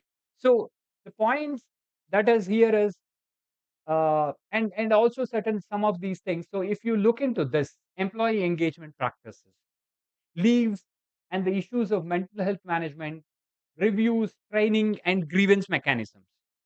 Now, how many companies will give this information in their reports related to the employees, saying that 70% of our employees have been trained this year? Our 70% of our employees were given training not less than 15 hours during this calendar year, right? So these were the aspects that not only win. So the non-financial information which Sir was mentioning in his presentation. So this is all the non-financial information today which has come into a very close lens that people who are watching, investors are watching, rating providers are watching, so regulators are watching, right? So these are some of these aspects. And now comes here. Now I will touch this thing, because without touching this, I think some aspects will left empty. So the social impact of product portfolio. Now, how many SDGs are there? Very nice. So today, if you see the sustainability report of any company, you will definitely see at least the company saying that we are doing 10 of this. If every company is doing 10 of this, 15 of this, 2 of this, 5 of this, then then where are we still not seeing the development? They must be doing it. They must be spending some money on it. Marine ecosystems. I adopt a pond next to my office. It doesn't belong to marine ecosystem, boss. Marine ecosystem is different, right? So I adopt the pond. I pump my waste into it, right? So marine ecosystem. Now you need to link everything related to your product portfolio, right? Now I look into a gaming company. Let's look at a gaming company. What is a gaming company that uh, I think games are something which is inevitable in everyone's life today. So let's look into a gaming company. Which is a gaming company that is familiar with you? PUBG, Call of Duty, huh? Nice. So when we are evaluating that company, when I see the gaming content which is very very violent, or the gaming content which is more adult centric. Now, my sustainable development goal of producing a gaming platform which has a kind of an impact that is not so positive. Now, when I look into a defense company, the defense company is creating the equipment which is otherwise not so productive from a development perspective. Now, I look into a telephone company, when I look into a telecom company. Now, what matters here is how my portfolio is linked, how my products are directly linked to the SDGs. It's not that how I am contributing to SDG. So that is the reason where, the assessment on the companies, we keep getting these questions, we keep getting these points by saying that, see, this many SDGs we are compliant. It's not that you are compliant. It is that the kind of product portfolio linkage that is there with the sustainable development goals. So these were the things which actually been looked at by the rating agencies and the providers. Now, apart from this, so the sound social practices would definitely enhance the reputation, employee engagement, regulatory compliance, stakeholder engagement, and increases the long-term sustainability. So, in the same way, when you look into corporate governance is like, I look at corporate governance is much more closely interconnected with ESG than environment. It's because environment is which is already measurable. Are some of the conventions they talk about environment so loudly? Are we being overnight sensitized that rising temperatures are going to make us to lose everything? So that's where we talk about environment. Are we put more premium on environment? We put the entire onus on environment. So which is probably is a kind of a thing that wouldn't create any sustainability momentum unless and until your governance is with that kind of an opinion. Your board of directors take that particular standpoint. Your company says that, see, these are the things that have been very, very closely looked at. Now, way back in 2010, many companies which were working in Hong Kong, so they used to talk about climate change. But today, we are talking about disappearance of many things due to climate change. But there were companies in Sweden, in Hong Kong, they were talking about climate change because that is very, very important for them. Tomorrow, Baltic Sea will encroach the entire areas of Sweden. So where do they go? So these were the points which were already there in a larger consciousness, and today has come into a regulatory realm that companies are talking about it. But unless and until the governance structure, unless and until it becomes a boardroom agenda, see, we all have seen checkbook philanthropy days, right? So bus shelters were built with the company's philanthropic contributions. I think the such kind of philanthropic contributions must have been done by the Coal India friends for many years. But it's not the philanthropy per se. What you need to build is you need to build the sustainability into your business practices, and that's what governance systems have done. And that's where corporate governance have taken corporate social responsibility, and slowly the entire journey of corporate social responsibility has transformed, and there were departments of planning. Earlier, corporate social responsibility was handled by liaison officers.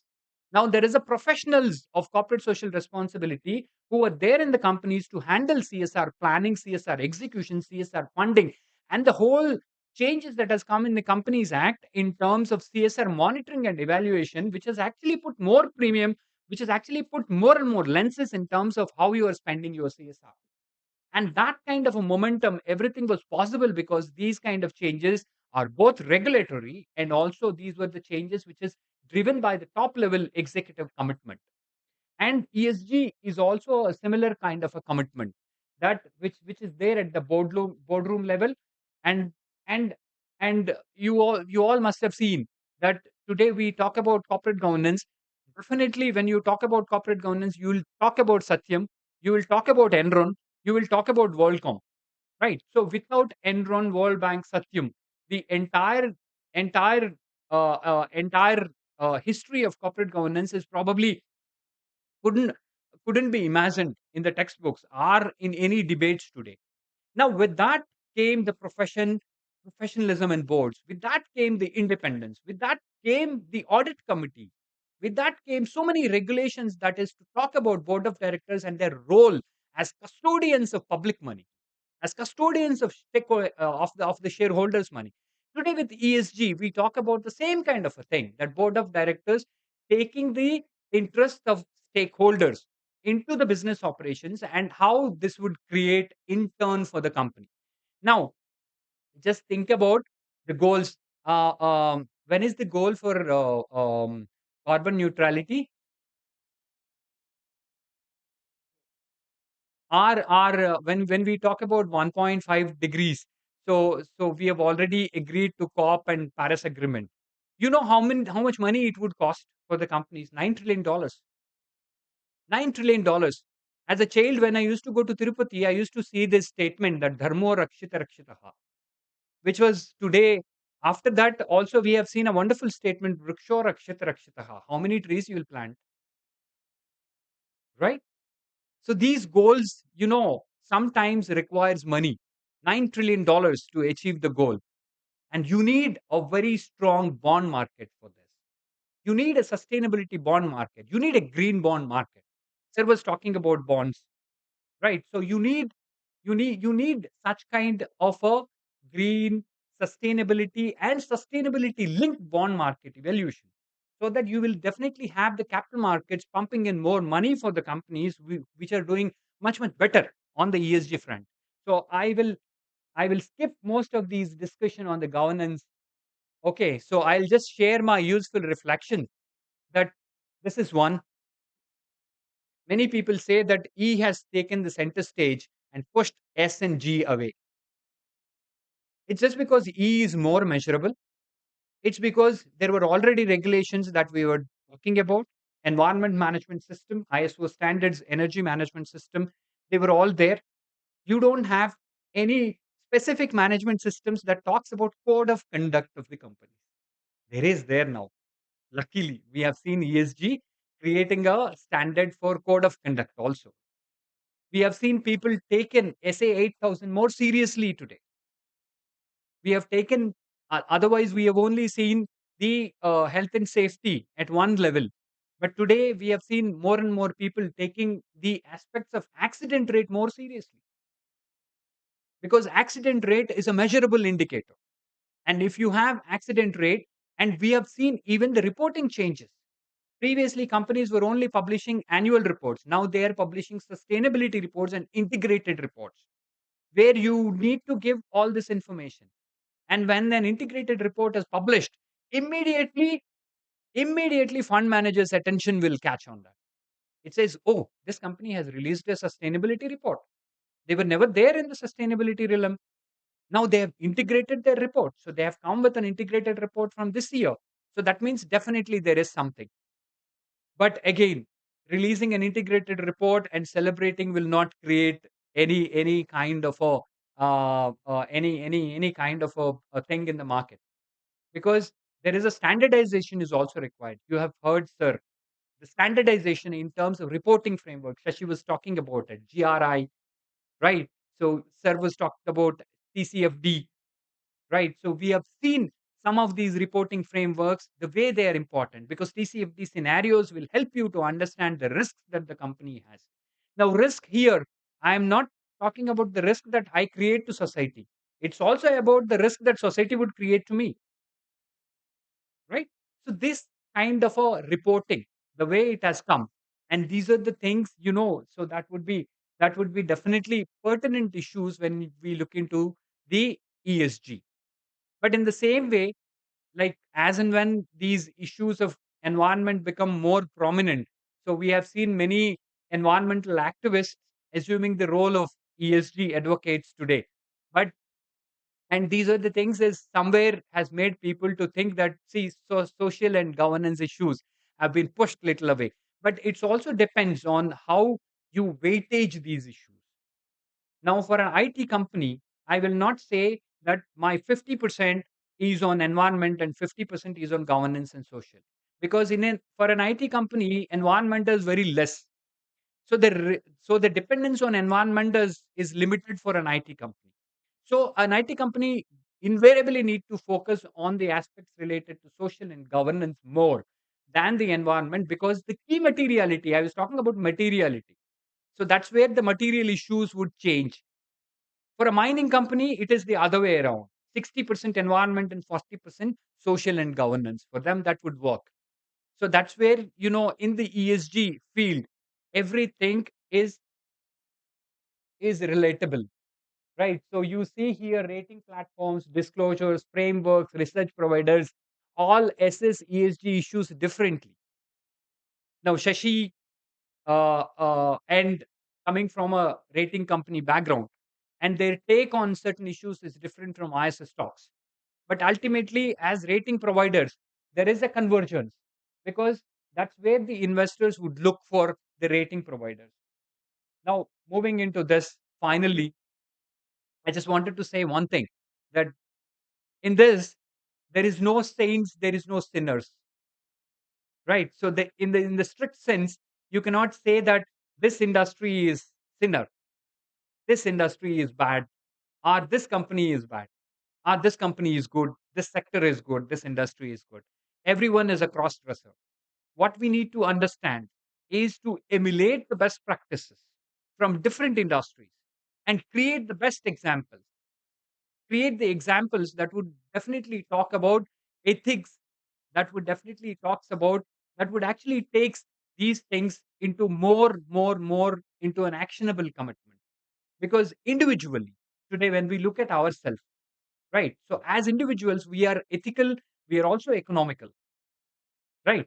So when ethics and economics is part and parcel of every decision that we take, it's not that we are only taking a decision based on profit and loss. So we also take decisions based on the values. And it is the same kind of a thing for the companies also. So that's the kind of a synthesis that ESG would bring today. And with this, some of these things which is there in the public domain, so you can read these things in the publicly available documents based on which how the ESG methodologies are and how ESG scores are and etc. And well, so we are here, and thank you so much, sir. Thank you so much for giving us the opportunity. So we are here till tomorrow, so we can always engage offline. So you can ask your questions to me and Shashi and all others anytime. Right? Thank you so much.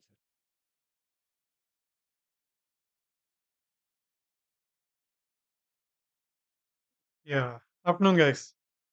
I know it's a huge time of economics for you. Your KFC wala economics. Yeah. One more thing is, it's a very high time for you to stop your carbon footprints. You have been using your cell phones for a very long time. So put them off for some time. It's ready to go for lunch. But give me 2 minutes. 2 minute, 2 minute ka 2 Maggie wala times. Okay.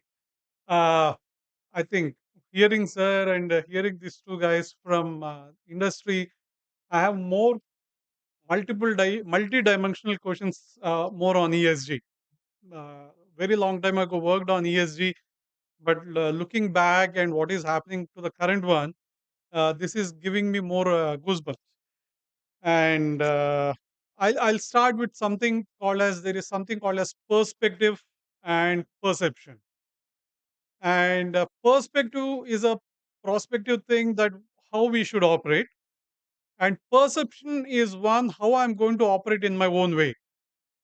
And looking at all the things that are happening, what was spoken right from today morning till now, and what's happening on the practical side, it's most commonly it's going to boil down to a word called as trust.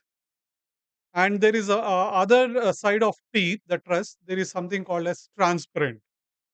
And all questions arise from the discussions. It's like how we are going to build the trust for literally protecting our environment, for literally enable to engage all the society that we live in, and most oftenly in order to go for that E and S. Hari was stating that E has taken the center stage where S and G had come to the other side. That S and G is part of that E in order to evolve. Therefore, if not environment, we don't have the alternative environment, nor we can fly to more or Mars. Therefore, ESG comes to the forefront. Therefore, trust and transparency is the core embodiment that we should literally focus on. And there are many uncertainties. There's something called as many issues where, apart from trust and things, we have too many legislations to follow. There are very few regulations that we can look forward to implement, and there are many things, many voices that speaks about how should we do and how to do, but there is no one voice to say this is how we are going to do it. And most important of all, being the social animal, money is more important. Okay, it is not the needs that we really look forward, it is the wants that we really uh, demand. Therefore, everything comes down to the way that I think, looking at the things happening, more than ESG at a regulatory level, I think people should have ESG at a self level or at individual level. So it is good for an individual to start developing his or her own social audit. Then we can look forward for the regulatory audit. And by concluding, I'll speak of two words again. I started with the word something called as perception and perspectives. Uh, Perspectives were there how to happen, and perspectives were perceptions happen how it should be done. Now, coming the age of Trump, re-emergence of Trump again, the perspectives have become perspectives and vice versa. Everything is changing because this guy is pulling down all the curtains, and the more confusions are down to follow. And I don't know whether Ceci had directly used it or I heard it in my own way. She used something called as loss of time. But I added one more word, something called as loss of time. It is really high time that we follow certain things where we follow the law of time. If not, this earth is going to have its loss of time. Thank you. Thanks a lot.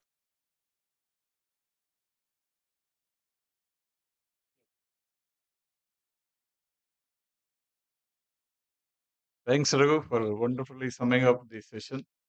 I think it's high time. We don't want to lose much time. I think the latecomers for the next session, they don't get any advantage. Try to remember that.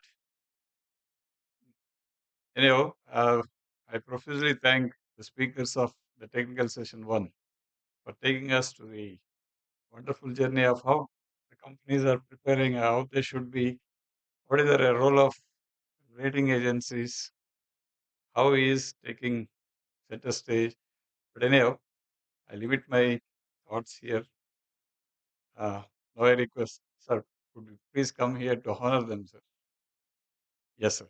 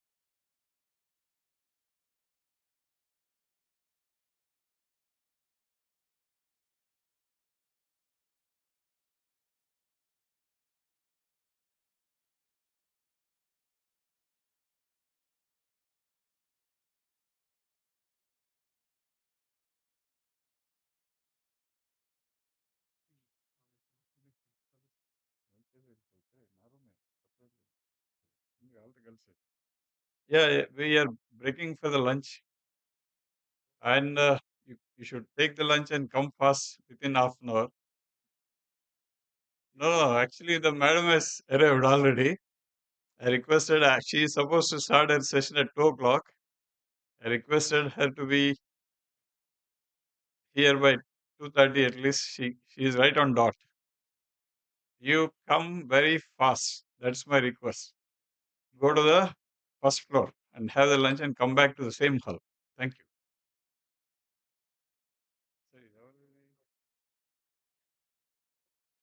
Is it belongs